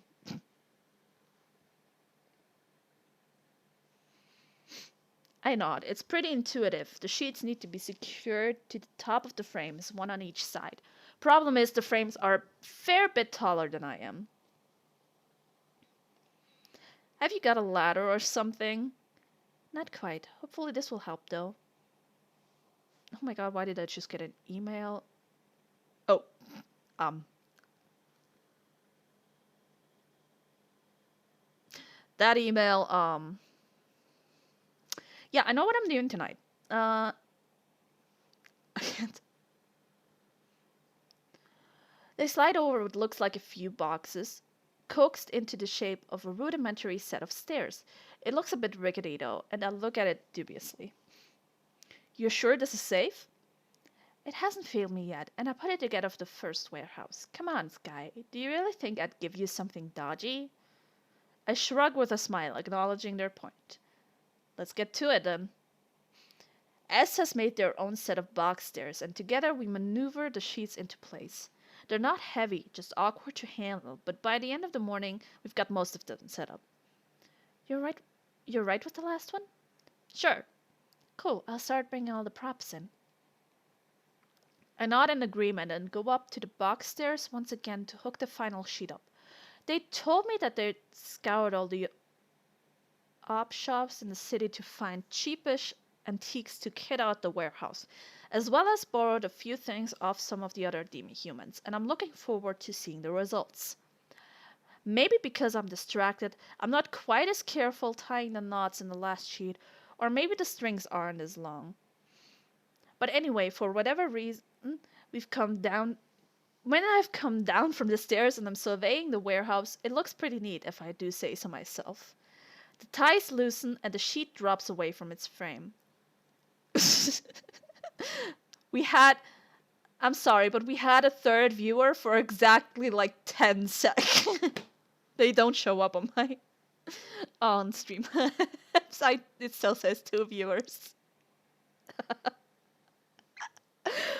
um, Probably. I don't know. Might also just be uh by the way, did the alert pop up? It didn't make a sound. Oh, now it says 3 viewers. Hi. There's an imposter among us. Yes. Did the alert pop up when you followed? Because my alerts sometimes mess up and I don't know why.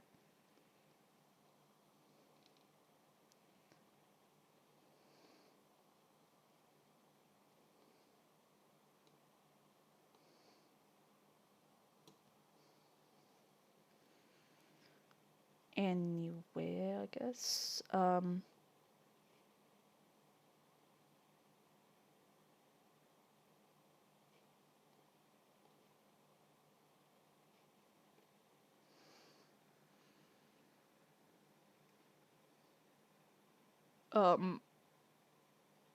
When I look at users in chat, I'm very confused. Anyway, let's keep going. On to me. Of course, S manages to pick that moment to come back in. Even though I'm completely covered by the sheet, I can still hear the smile in their voice when they call out to me. Didn't you get enough of the costumes yesterday? It's a pretty neat ghost costume, but it could really do with a bit of finessing. Oh, shut up. Mood.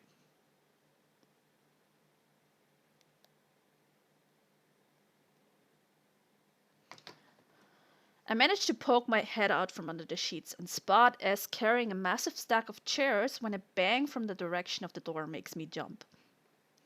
S rolls their eyes fondly, even as they huff with the weight of what they're carrying. Oh, here comes trouble.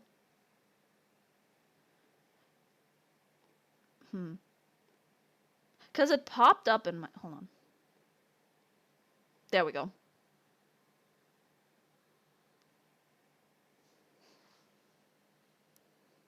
There you go. I have to manually do it, apparently.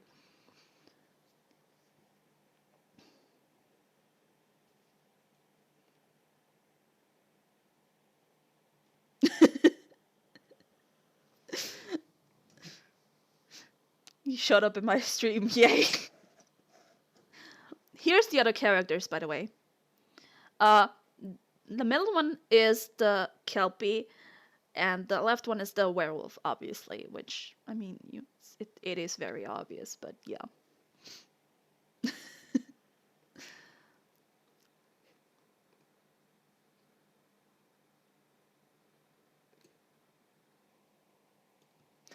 Right, the Gorgon is the best looking. Thank you. I agree. I was just like, yes. I know who I'm picking. After a second, Cormac noses his way into my line of sight, and Morak follows a moment later. How's it all going? You look like you're having fun. That's a very optimistic way of framing it, as I'm currently buried under the fallen wall, and S is staggering past under the weight of all their props. Morak rolls her eyes and moves over to tap S on the shoulder. They smile gratefully, then put down the chairs so Morak can take half, carting them over to the back wall. Thanks, Mo. She doesn't look like a Mo to me. I know, he's wearing a collar that doesn't even say his name. It just says Woof. Okay? He wears a collar. Could have said his name. No, it says fucking Woof.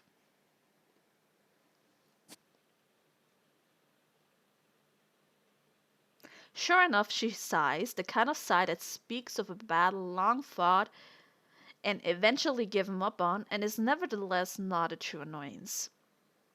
Can't have the props tech keel over before the main event, hmm? S smiles, then turns back to me. I've struggled out from under the sheet, but I'm not looking forward to the prospect of putting it back up again.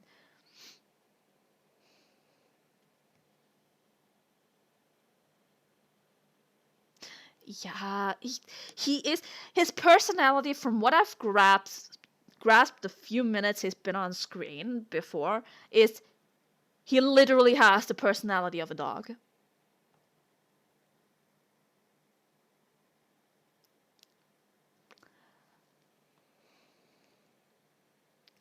F in the chat. F in the chat, we lost the third viewer. Ouch.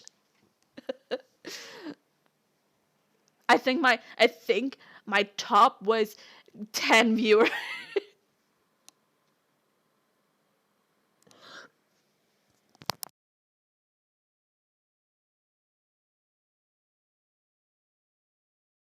Okay. S smiles and turns back to me. I've struggled out from under the sheet, but I'm not looking forward to the prospect of putting it back up again. Wrangling the awkward thing once is enough. Having to do it twice seems like the sheet is somehow taunting me. Here, I'll take over with that one, if you'd like. Oh, you're a gem. I know. And with a wink, they're hopping up the box stairs, getting the sheet retied. Cormac looks around the warehouse with a delighted grin on his face. Looks great! Aw, I can't wait to do some good old spooking in here. Thanks, man. Morag, on the other hand, is harder to read. I really can't tell whether or not she's pleased. Right now, she just looks intense. So, how's it going? Yeah, we're actually running on time for once. Sky has been a major help, so we'll have it all set up by the end of the day. That's good. Mind if I take a look around? Sure. As I chat, I can see that S has finished securing the last sheet and is now kneeling by one of the statue mannequins, having spotted something that needs tweaking on one of the costumes. However, although I can see S clearly, from where Morag and Cormac are standing, they are totally hidden by the statue. Oh ho, I see an opportunity here if I want to take it. Uh-oh.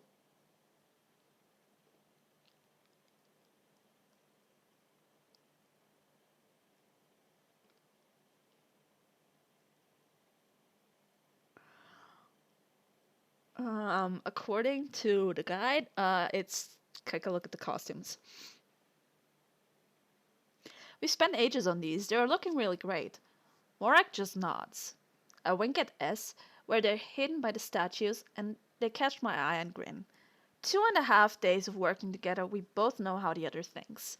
As Morak and Cormac step close, did he just turn into a literal dog? He turned into a dog.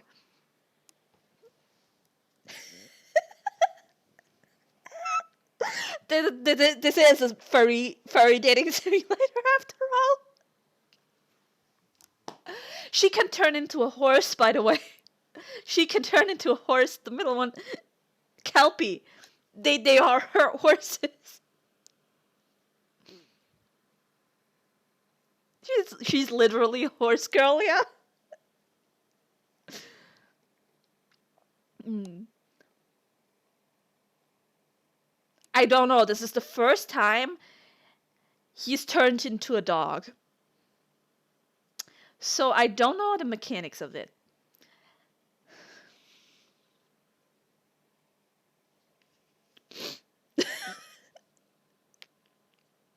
That is bad. That is bad.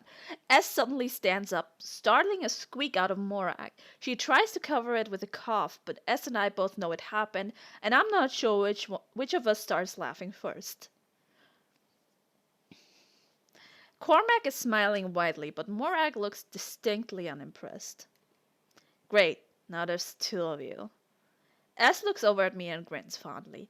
Yeah, there is. Well, Morag seems to be pleased that everything with the warehouse is in order, and I let out a breath I didn't know I was holding. Good job, both of you.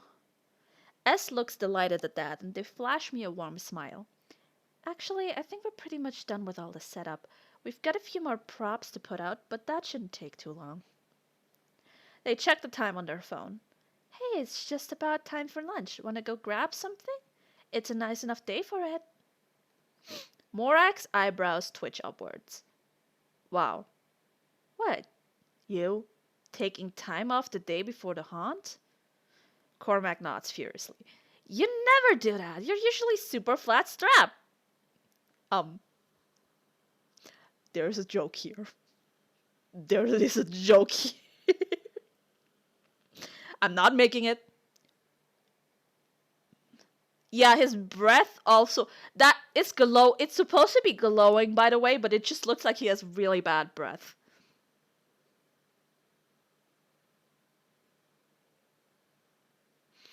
But there is a joke here, and I'm not saying it. Yeah. Yeah. That's because usually I don't get help until the very last minute.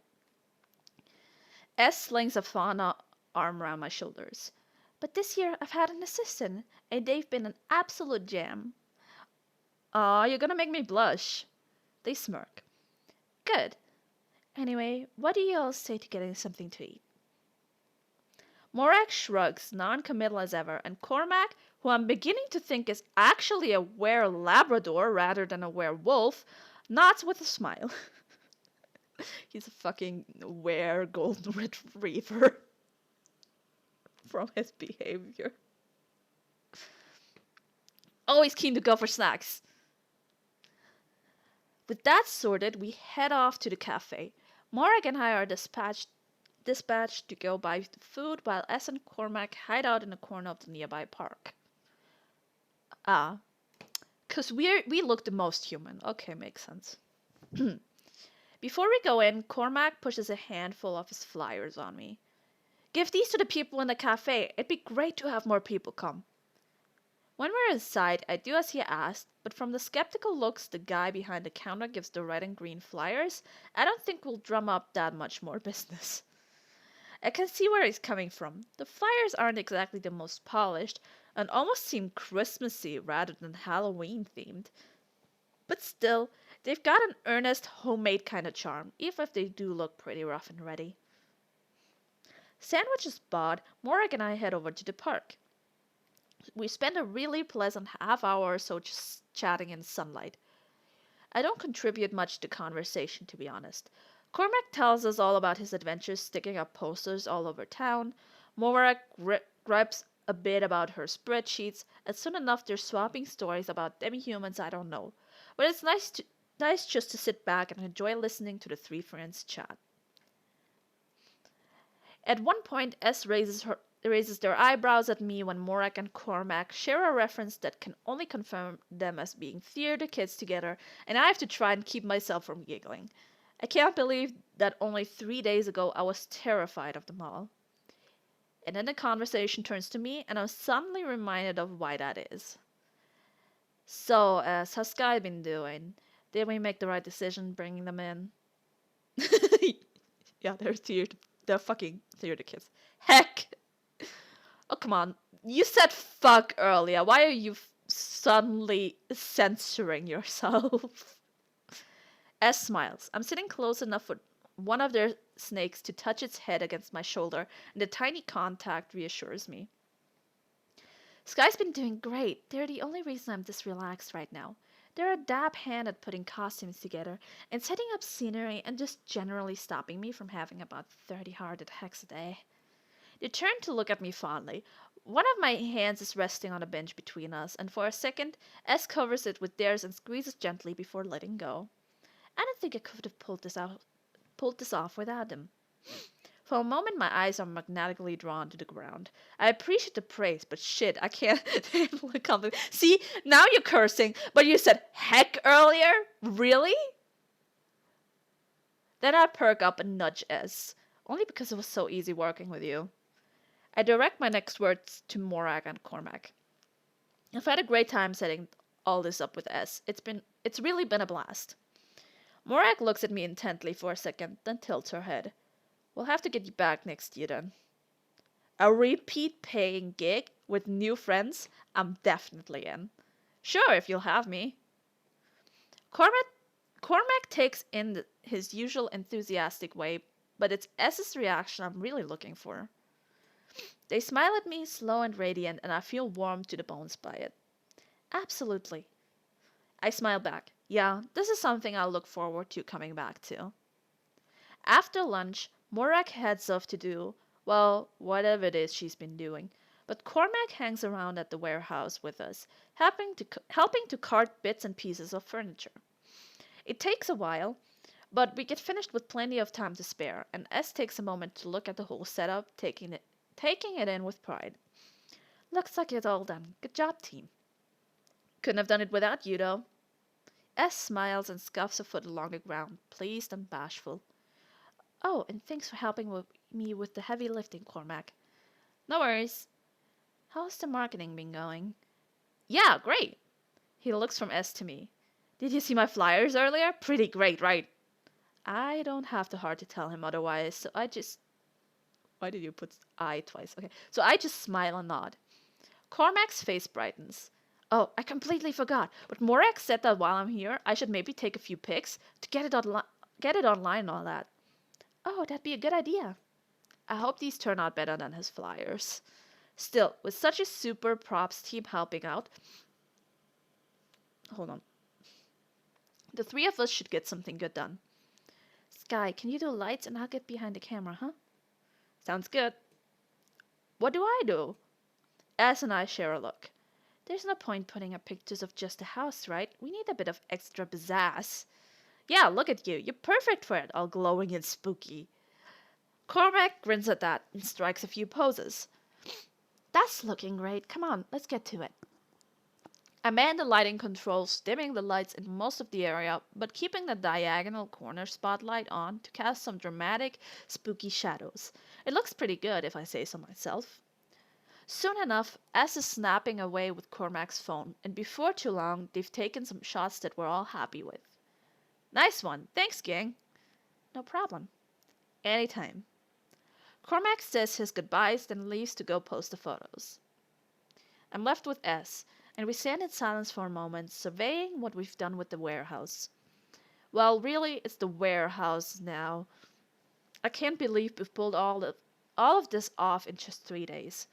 Damn, we did a pretty good job. We sure did. They turn to look at me. Really, thanks for helping. You made a massive difference. Aw, cheers. S smiles faintly, looking more cautious than I've seen him the entire time I've been working here. You weren't just saying that to the others. You'd come back again? For sure. They're still smiling in that shy kind of way, and I feel like I should clarify. I've really enjoyed working together on all this. Getting to know you all and actually working on a haunted house has been super fun.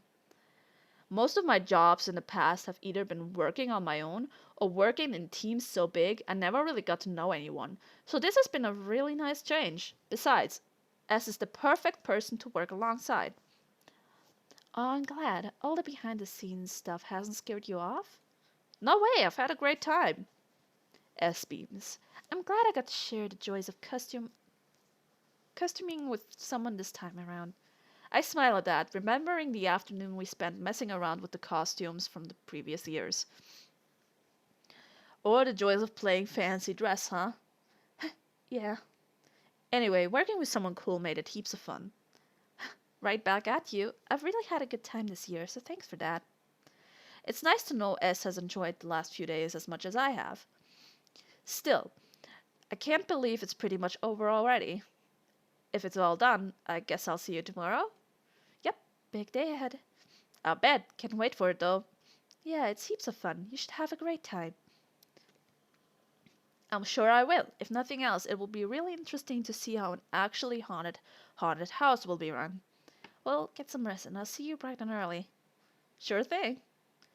Taking one last look at the set we've put together, I head out, my head swirling with excitement. Oh my god, I was so long-winded. It's the big day, D-Day, or H-Day? It's funny, I've spent all this time working with Eseth, but I have no real idea what the others have been up to all this time, or what to expect when I get to the warehouse. Sorry, warehouse. I think it's coming. I think I hopefully the big kiss or the big romantic moment is finally coming up now. I gotta get better at that now that we're gonna be customers around.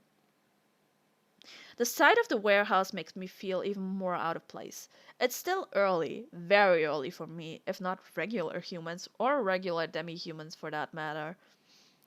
But there seems to be a lot of activity happening inside as I approach the front gate, and I did it for a second, not quite knowing what to do. Do I find someone to ask, or just busy myself with whatever looks like it needs to get done? Thankfully, I spot a familiar pair of lupine ears bound towards me through the front doors of the building. Cormac! Sky, you made it! Of course, gotta be early on the big day, right? He flashes me one of those trademark wide, toothy grins. A grin that might have been threatening 3 days ago, but now I know much better than to take the sharp edge of those canine teeth seriously. If there's not even like any remotely romantic scene in this, I will report the game, yes. Too much time spent in this already. I've been at this for 2 hours.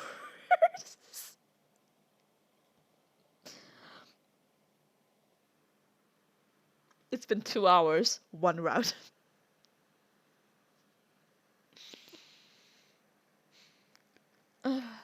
Canine teeth.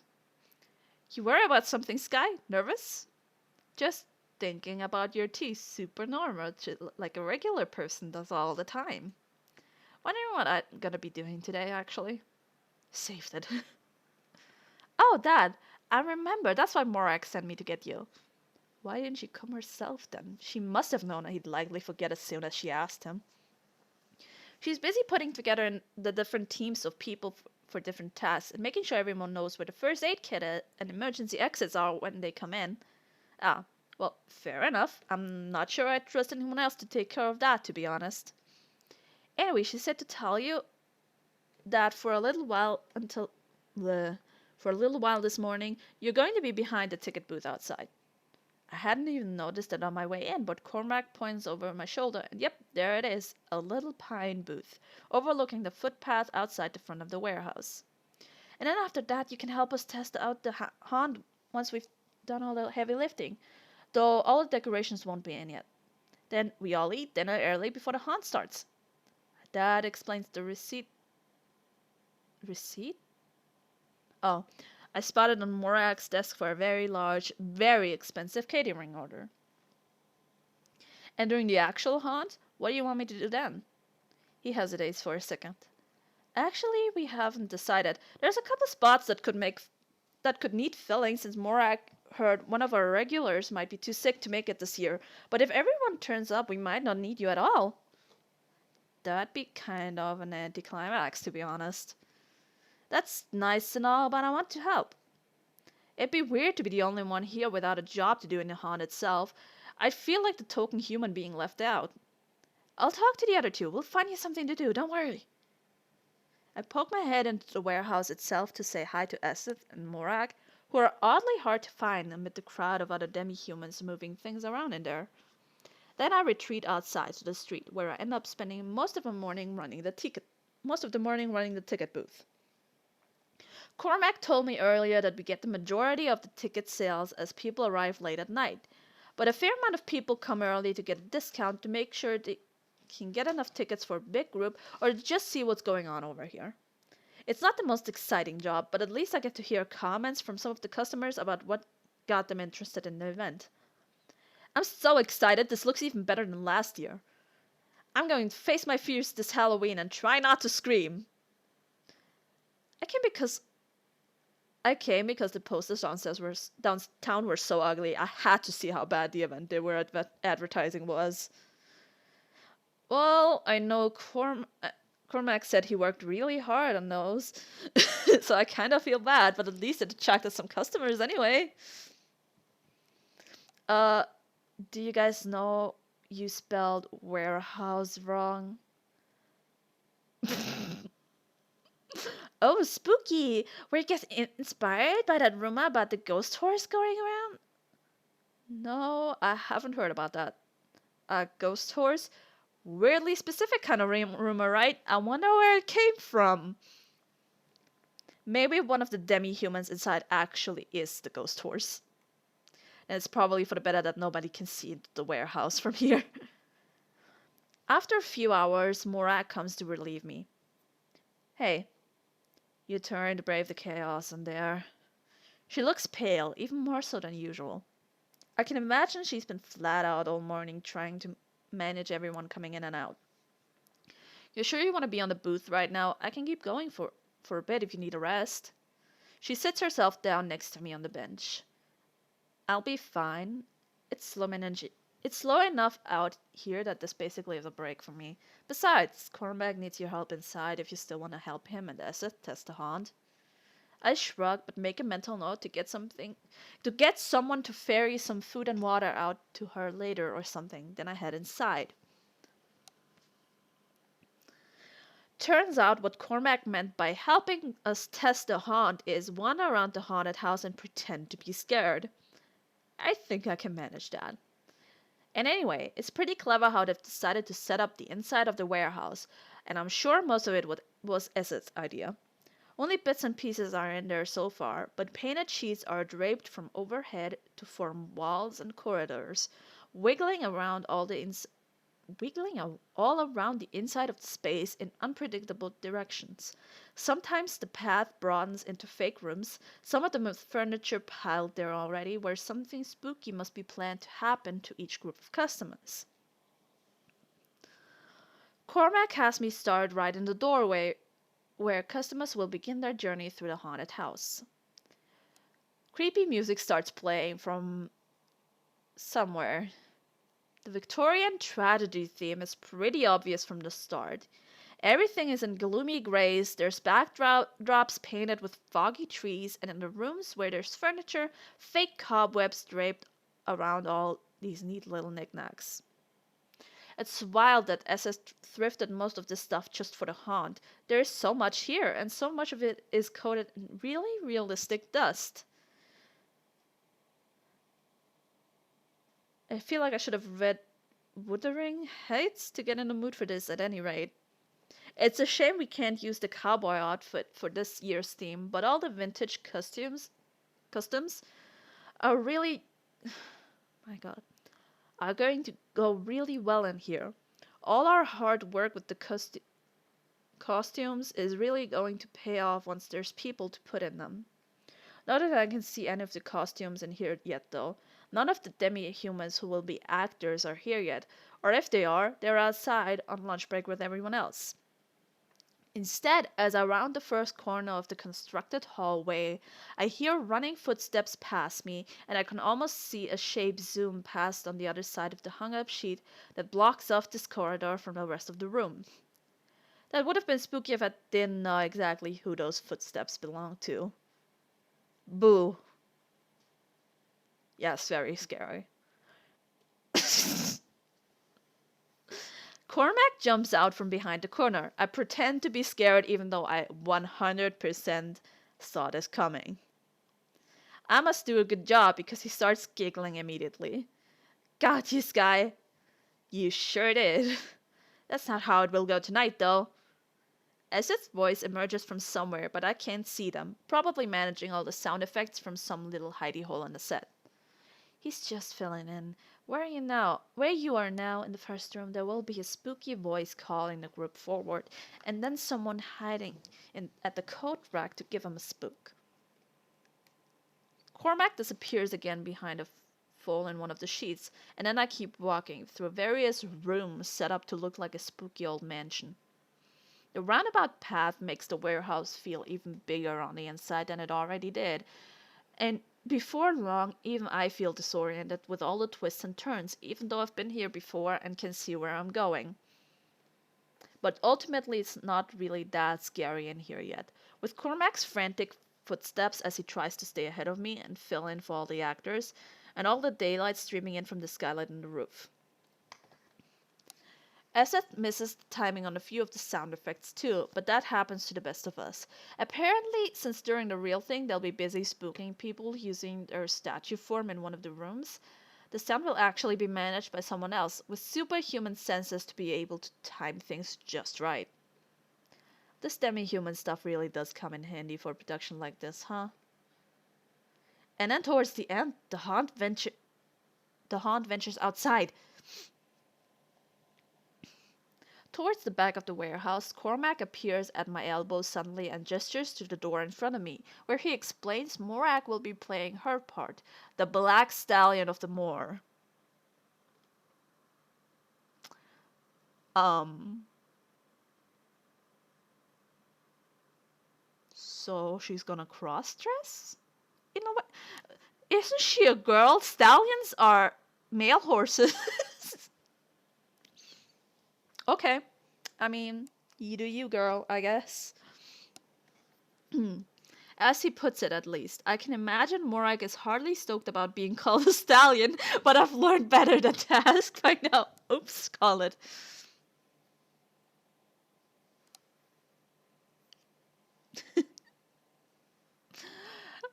The rear yard of the warehouse is where Morak will chase the group of customers around.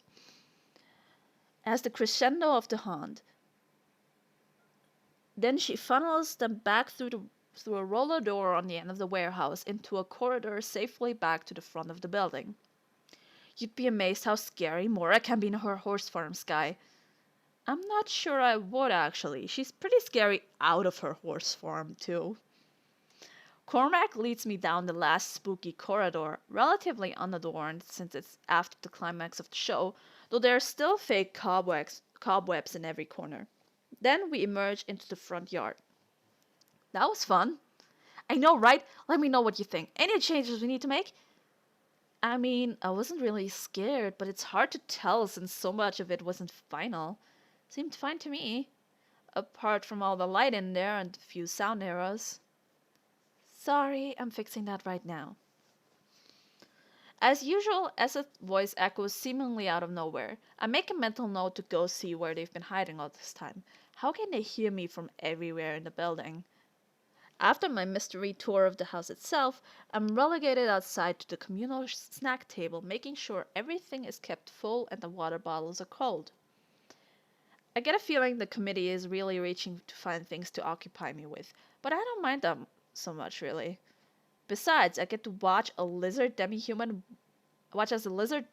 wanders up and starts absolutely going to town on a plate of insects, which I hadn't even noticed were there, so I must be doing a terrible job of snack table maintenance. What? I'm sorry, what? They don't seem to see me behind the table at first, though one of their sucker padded feet is clinging to the tabletop. Are they nervous? As soon as I try to make eye contact, they wrench the plate away and scurry off behind a corner out of sight. Wow. Just like the tiny lizards in my yard, they ran away easy. At least their tail didn't drop off when I spooked them. Then, a leprechaun?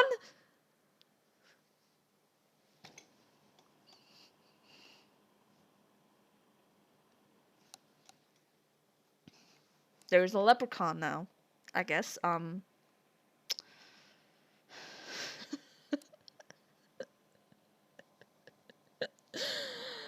A leprechaun and a harpy, whose bird parts look almost magpie-ish, walk past the snack table holding hands. Oh, that's cute!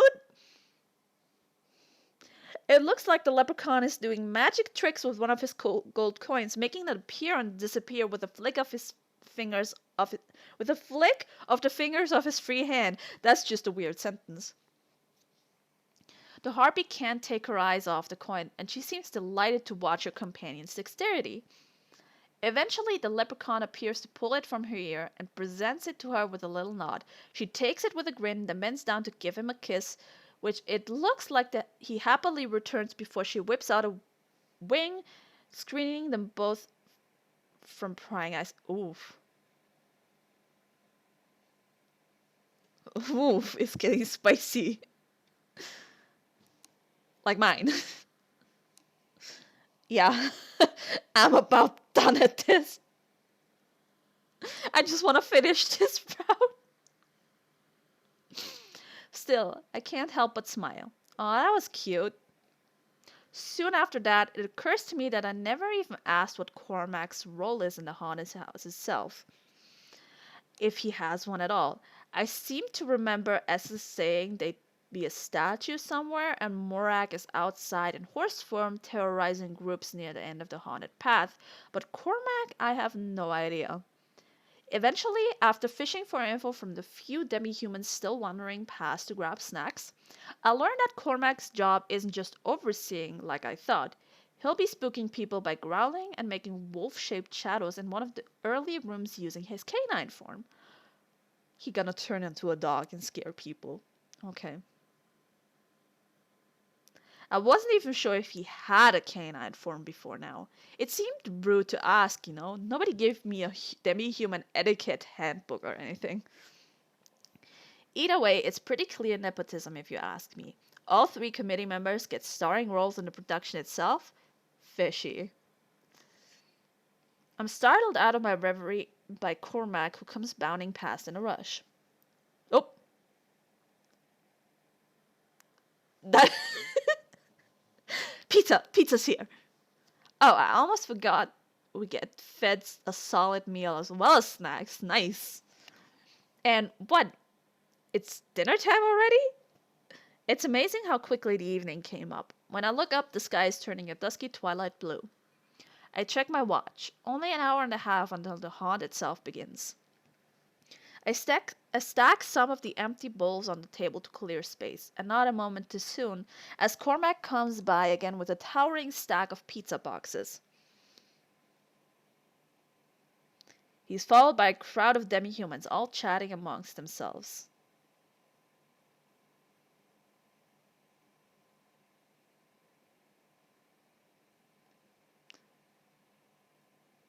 Blue?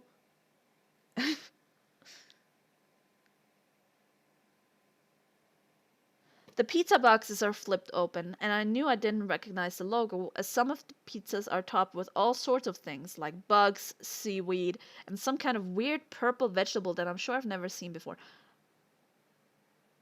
Eggplant? Is she talking about... Are they talking about eggplant? Okay. Have fun. Pretty sure you don't get that kind of thing from my usual pizza place.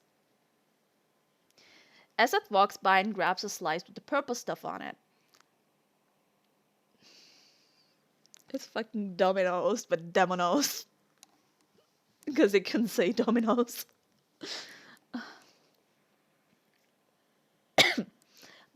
Domino's always makes the best pizza. What's the purple stuff? Mandrake. Wanna try some? Oh, it's mandrake! No. Maybe not. It's not a mythical vegetable, but don't try mandrake. I'm pretty sure it's not. I'm pretty sure that's not healthy for humans. Maybe not. I don't know how my stomach will react to mythical vegetables, and even though I know now where the first aid kit is, I don't think now is the time to try it out. I opt for a safer slice of Hawaiian instead. No. No. Girl, you did not just... I'm done with this character. They just took fucking pizza with pineapple on it. We've lost the game. This is a new low. This is a new low in this entire stream. Fucking pizza with pineapple.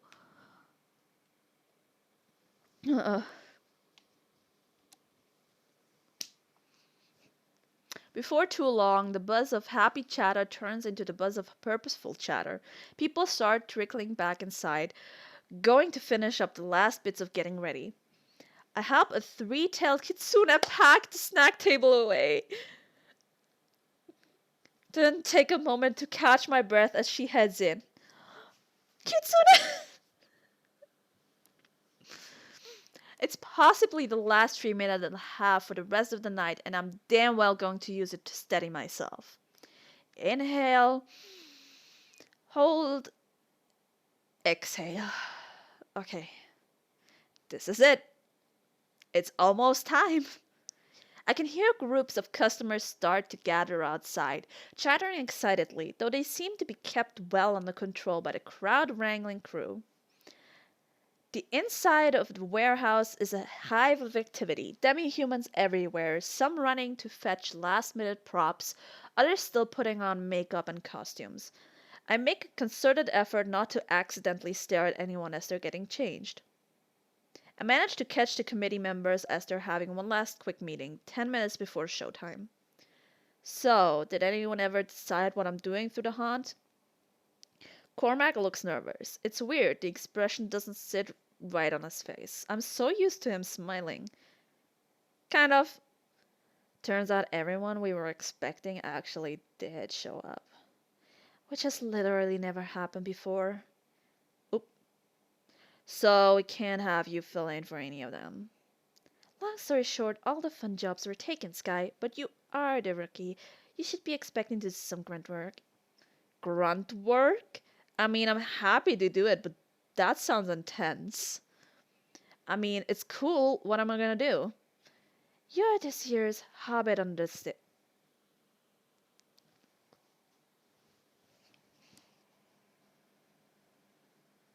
A fucking hobbit under the stairs. Yo.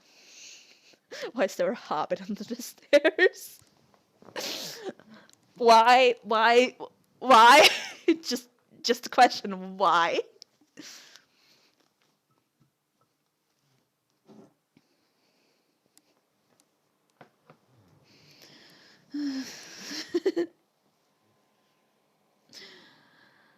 What?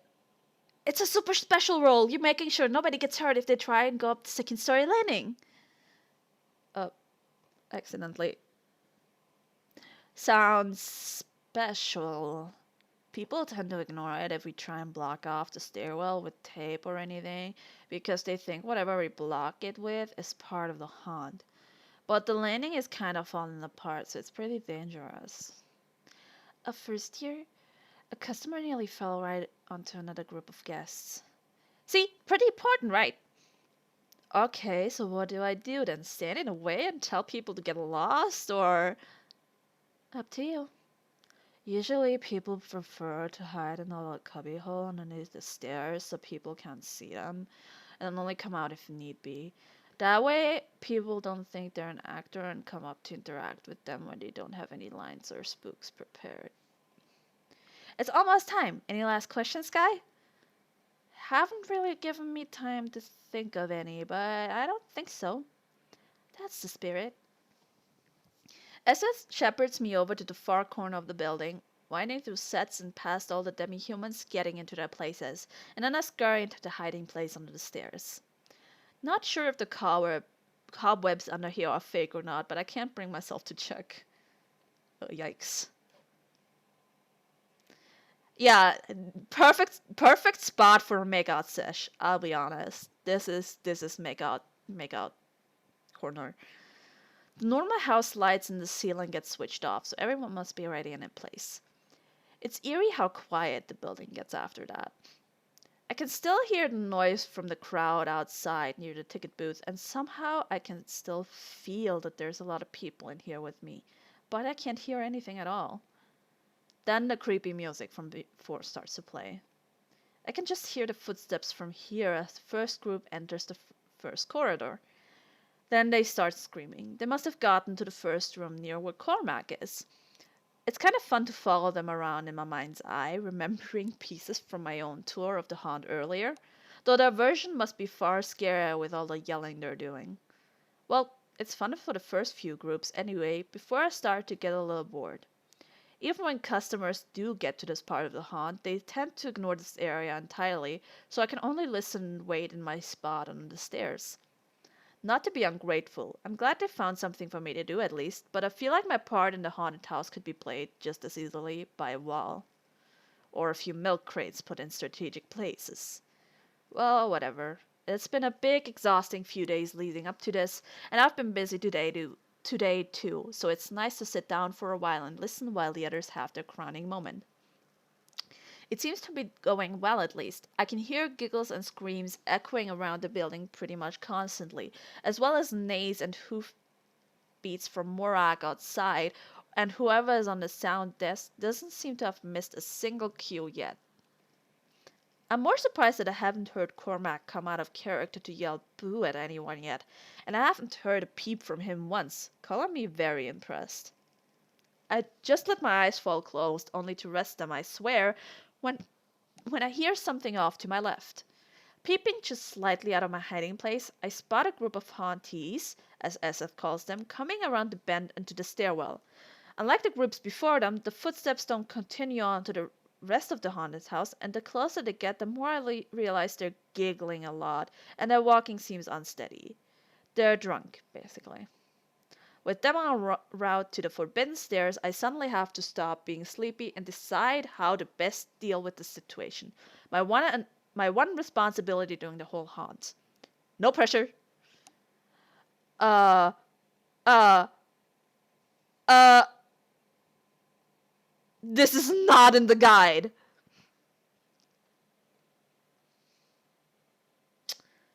Uh, yeah, I'm going for spooking them. I am saving, and I'm spooking. just to be safe, I'm saving because I don't want to go through another 2 hours of this. I already feel silly even thinking about this, but I guess hobbits from previous years have used the same method, so I should be fine, I guess. I wish I'd had time to practice or something. Here goes. I squish myself even further under the staircase so none of them can see me and decide to start off with just generic noises, in case that's enough to scare them off. I make a few thumps with my feet and then do some creative tapping on the underside of the staircase. It's pretty echoey in this little space, which helps make it louder, but I don't hear any of them scream or anything. And from this far under the staircase, I can't see any of their reactions anymore. Go big or go home, I guess. No. Ooh. No. I start out with a quiet, kind of warbly tone and then get louder and louder until I hear one of them shriek. A ghost! Run! I break off my ghost noises and can just make out their hurried footsteps as the group runs away, hopefully in the right direction. Thankfully, the rest of my watch is pretty quiet. I only need to discourage another set of spookies from poking around the stairs, but they're less of a challenge than the first set. It feels like the haunt goes pretty quickly, except my legs are sore from being cramped up under the stairs for so long. And this droning, spooky music is really starting to get on my nerves. Mood. But the music fades as the last group comes down the rear corridor to the outside, and after the last screams and laughter echo in the warehouse, there's a few moments of stillness. And then all hell breaks loose. Laughing, yelling, running footsteps as people finally get to break their hiding places and go to celebrate. It's loud all of a sudden, but so joyful. I can't help smiling. I only had a small part on the day, I guess, but it was nice to be part of a team working towards something. And it's been really great to get to know the committee members, even if it was kind of a whirlwind. Almost don't know how to feel now that it's all over. What are you doing down there? It's a cyclops with bright pink hair. I've seen her around, talking to Morak. She pokes her head around the side of the hallway and looks down at me. Just sitting? There's a party about to start outside. Stop moping and hurry up. She disappears after that, dashing out of sight, and I take her advice, stretching the kinks out of my legs as I work myself out of my hiding place and try to remember how to stand up. The haunted house has been over for all of 2 minutes, but as I start making my way through the backyard, things already feel very different in here. The regular lights are back on for one thing, and I can still hear some customers chattering out front of the crew of succubi who had been managing the crowd. There's groups of demi-humans clustered throughout the warehouse itself, too. I pass by a room full of what looks like vampires in one of the rooms that used to be a spooky dining room. I say used to be, but it kind of still is. They match the scenery all too well, sat around the table drinking some kind of red liquid out of china teacups. I don't look too closely into any cups after that. In the corridor after that are doll-like people regaling each other with their best spooks from the haunt, and then the next room holds a sleepy pile of bear people already asleep on top of one of the prop beds. It's kinda groaning under the weight, but the whole scene is so cute I can't bear to wake any of them. It's a fucking pun, not another pun.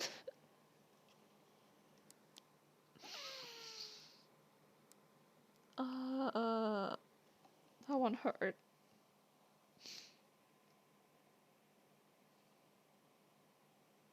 Even if there is some convenient porridge there on the table. No, not that story.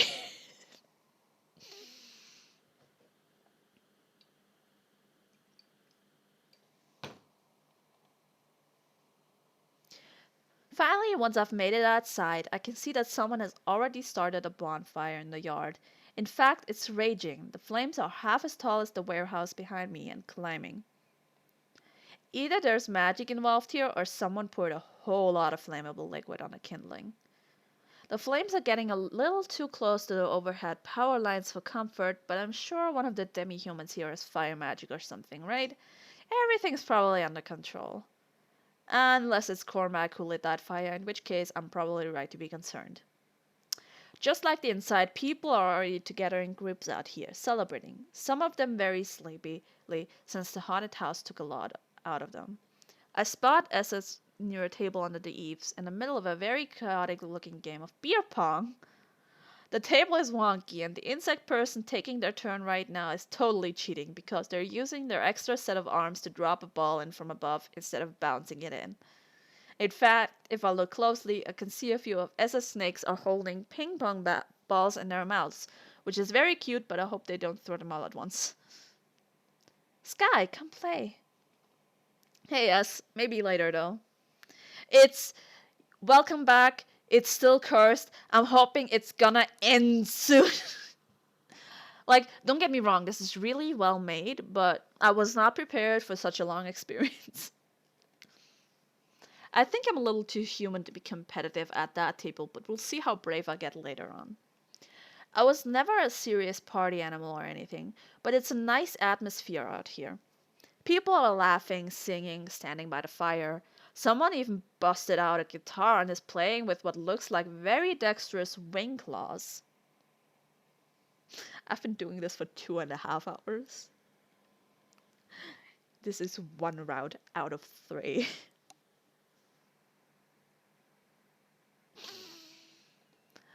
There's demi-humans of all shapes and colors, and none of them so much as bat an eyelid at me. They probably think I'm demi-human too, since some of them pass for human pretty well. But either way, it's nice to feel so welcome, if a little strange. Sky! Cormac skids into view, a cup of something in his hand, somehow even more excitable than ever. Cormac, hey, I can't believe none of you mentioned there'd be a party afterwards. Really? I can't believe it either, it's the best part. Since Morik and I celebrate Samhain, we've always had a little party after the haunted house is over, but it's gotten bigger over the years. I'm sorry if I pronounced that wrong. I'm still, after 5 years, unsure how to pronounce that. It's Samhain, I believe. Okay. Like most things about the warehouse, so I've heard. Just wait until Morak brings the cake out later. Cake? This day just gets better and better.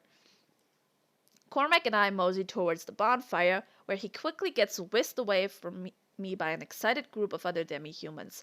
But I don't mind. I can easily occupy myself with watching all the interesting kinds of monster folk milling around, and by devouring the remains of the catering order currently being demolished by all the hungry haunters.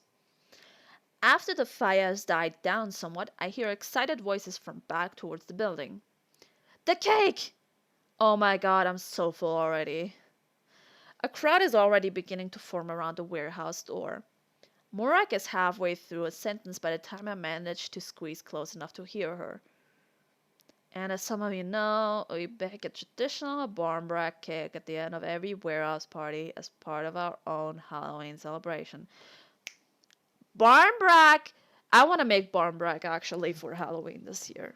It's very traditional. And by we, I mean me. Makes sense. Irish folklore and all of that.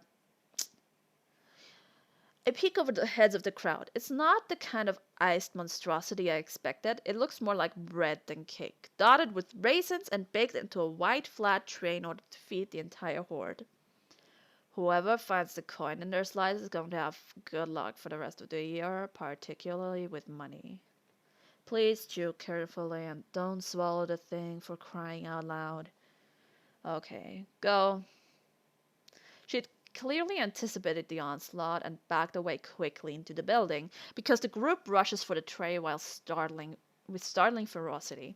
I managed to snag a slightly battered slice after most of the crowd has dissipated.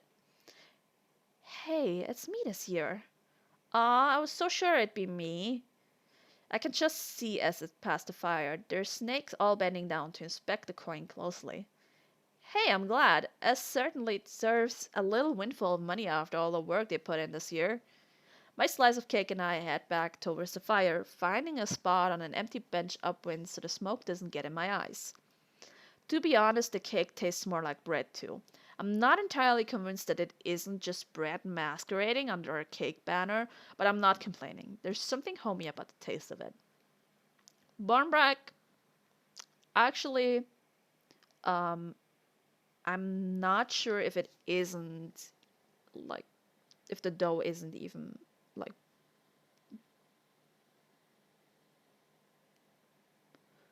barnbrack recipe. Let's see. It is bread.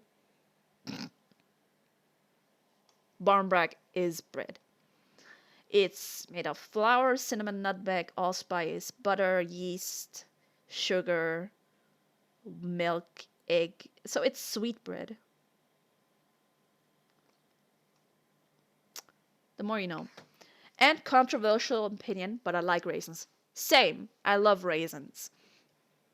Just looking into the flames is making me feel all sleepy and content. Besides, I'm tired. It might have only been 3 and a bit days since I stumbled across the committee in the yard, but it feels like I've done weeks worth of work and socializing in those days. The party is already winding down around me. Everyone's manic energy settling down into lazily telling stories and catching up. I know the feeling.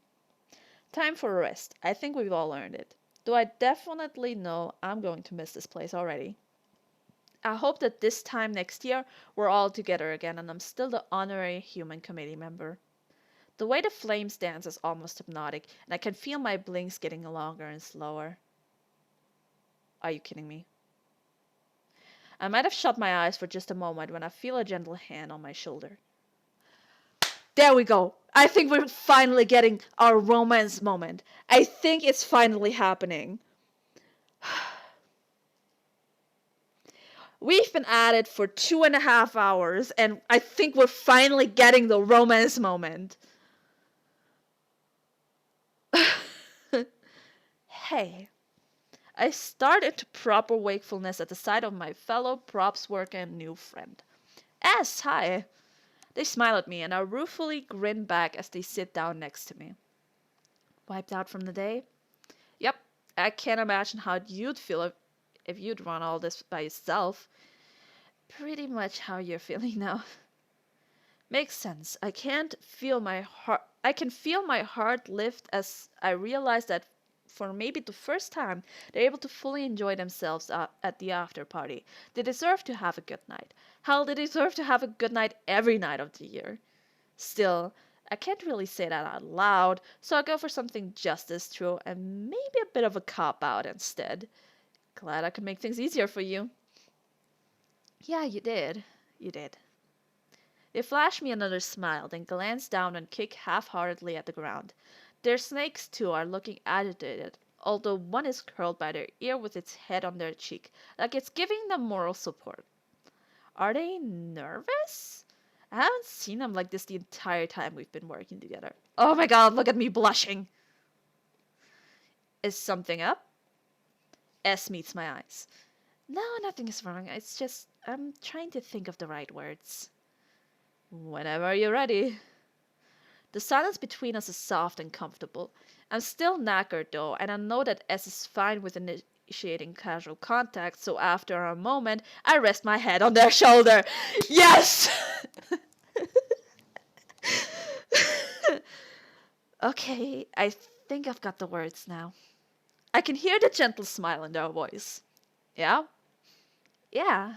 Sky, I've had a really good time working with you over the past few days. When I've done the warehouse before, I've always had fun, but this was the first time I've done it with someone who really gets me, you know? And it's made me wonder, how would you feel about doing some things together that aren't work related, like going for drinks or dinner? I sit up and look at them with a smile. Their eyes are hopeful, and for once their snakes are still, looking at me with that same hope in their little button eyes. S, are you asking me out? Yeah, yes! I've never been so excited about an ending. Oh my god. There's no not safe for work thing in this. There's just gonna be a little romance, and that's all we get out of it, unfortunately. Their shy smile gets wider. Yeah, yeah, I am. Good. Aww, look at the snakes in my hair. I rest my head back on their shoulder, because if you hadn't, I'd have had to do it myself. I feel a laugh rumble through them, and they dip their head to rest it on mine. I can feel their snakes gently playing with my hair as we both sleepily watch the sparks from the bonfire float into the night. Hey, maybe Halloween isn't so bad after all. You're kidding. That's all we get out of it.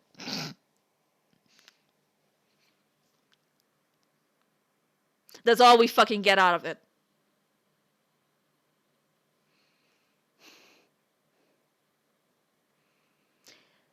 "2 hours and 40 minutes later, and all we get is them asking us out.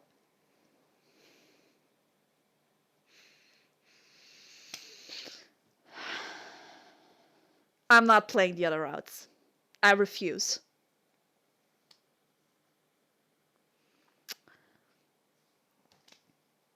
I tried it out. Character was hot. Not worth it. I'm glad I didn't pay money for this. Don't get me wrong, it's well made. It wasn't worth the ending. I don't want to trash the creator because it's really well made. Like the art and everything is custom made. It's probably took a lot of work. I had a mosquito on my leg. I just wish there had been more of a payoff at the end.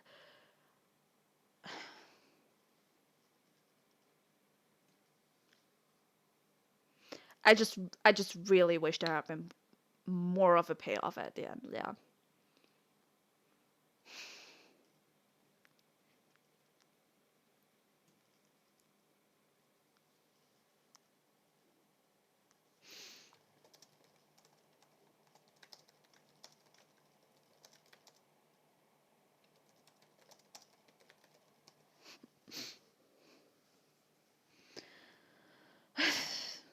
You know what?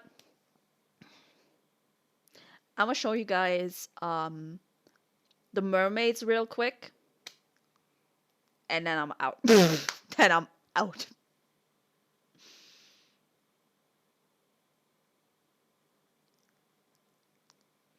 I'm not gonna play the entire romance game. I'm gonna just show you guys. Um but that's it. Yeah. Let me just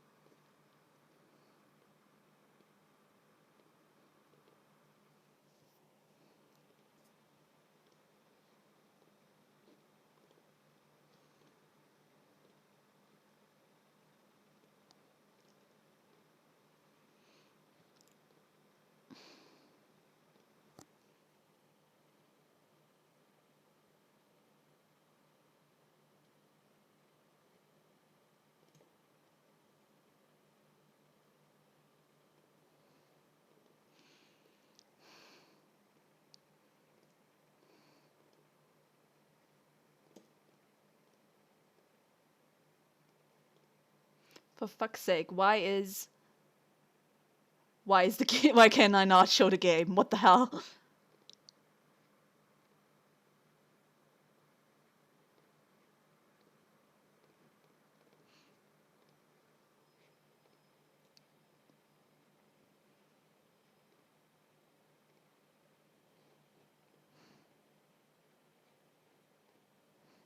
Um, what is wrong with Steam Labs right now?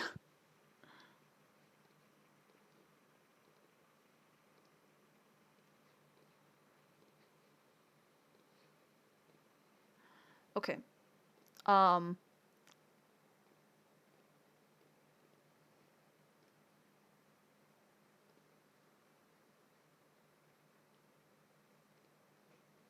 Let's see.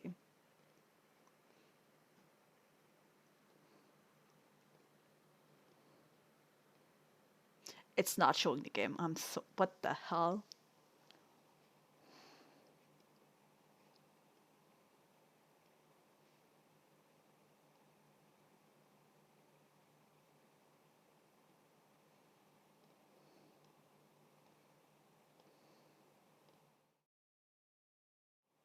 Not what I wanted to switch to. Thank you, Streamlabs. Why?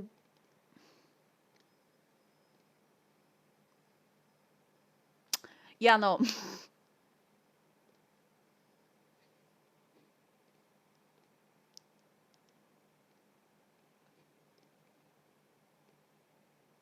There we go.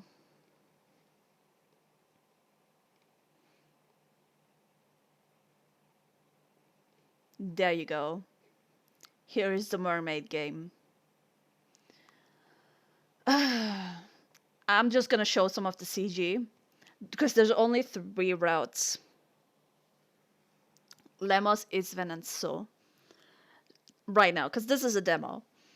Um, yeah, I'm gonna just show the characters real quick.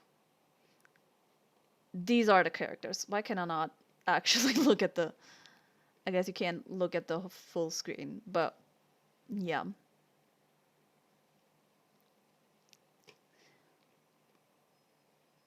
I do really like the art style. It's very pretty.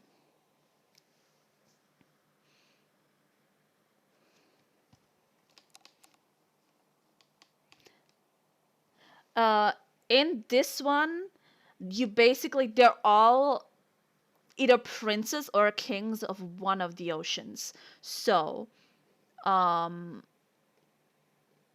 oops, back to game, I guess. Excuse me. Options. Why can I not click anything right now? Why is it being so weird? It's being very weird. Hold on a second. It's being very weird. I hate this. I hate this. Why is it being so weird? Why is it being so weird? There we go. Options. I guess I cannot escape. Back to title. Can I click something other than the CG? I guess not.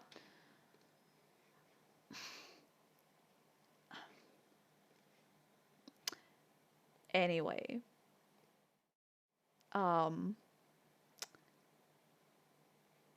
Basically, what I was about to say, but the game was being really weird, is that each of the characters you can date in this one is one of the 5 either princes or kings of one of the 5 oceans. So like there's the king of the Arctic Ocean, there's which is one of the characters you've seen. There's the king of the Atlantic Ocean. There's there's the king of the Pacific Ocean.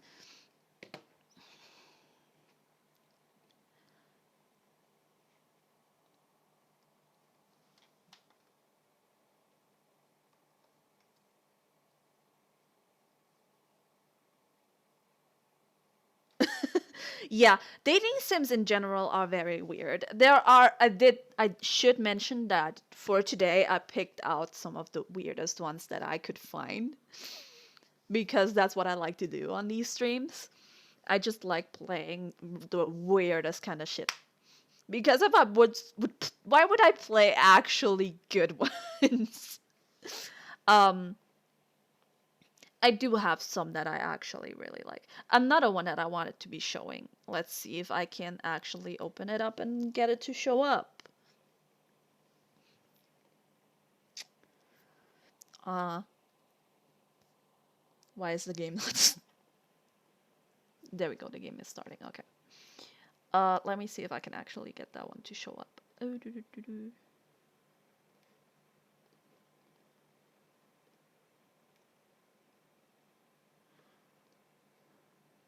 there we go. This is the other one that I really enjoy.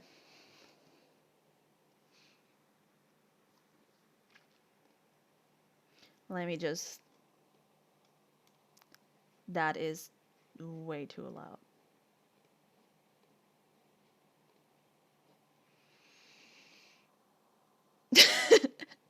It's very it's not even really a dating sim. This one is not really a dating sim because you're already dating the guy when you start out.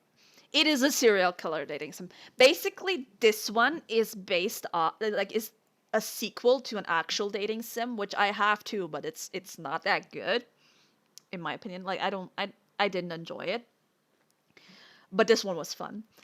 Basically, each of them has some weird kind of quirk, and they're all kind of weird. Like they're part of a club that was a school club that's specifically designed for the outcasts that everyone hates, which I just think is really weird.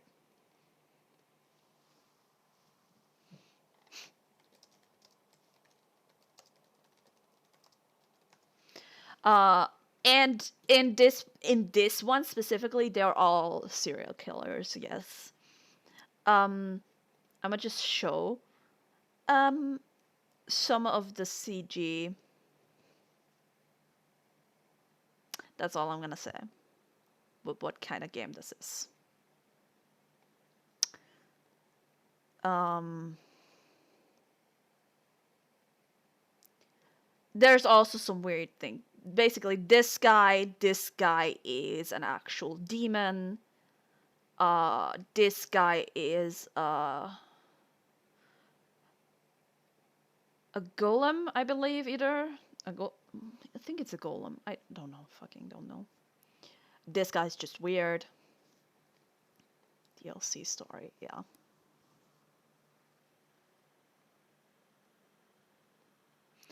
I don't remember what his deal was. I fucking don't remember. It's really weird, yeah.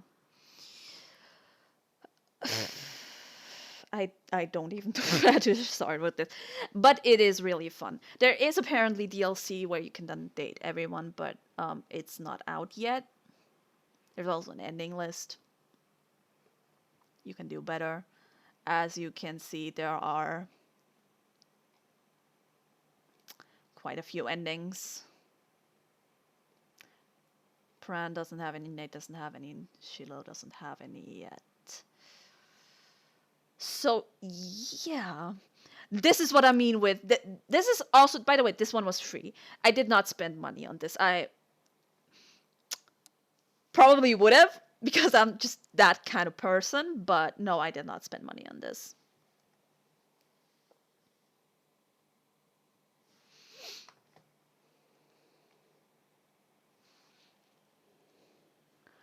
But yeah.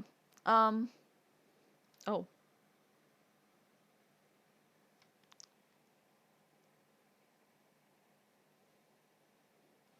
I'm getting messages on Discord. Oh no.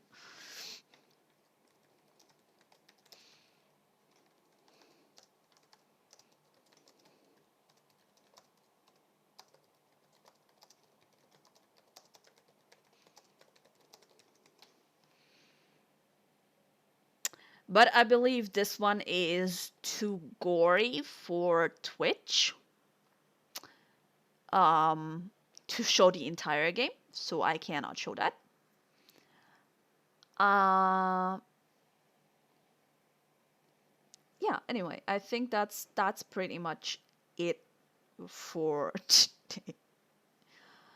I think I'm good. We've been at this for 3 hours. I think I'm good. Yeah.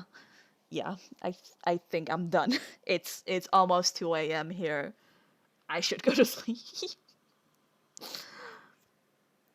Anyway, thanks guys for joining me while I play this weird ass dating sim. This was fun. No problem. Bye.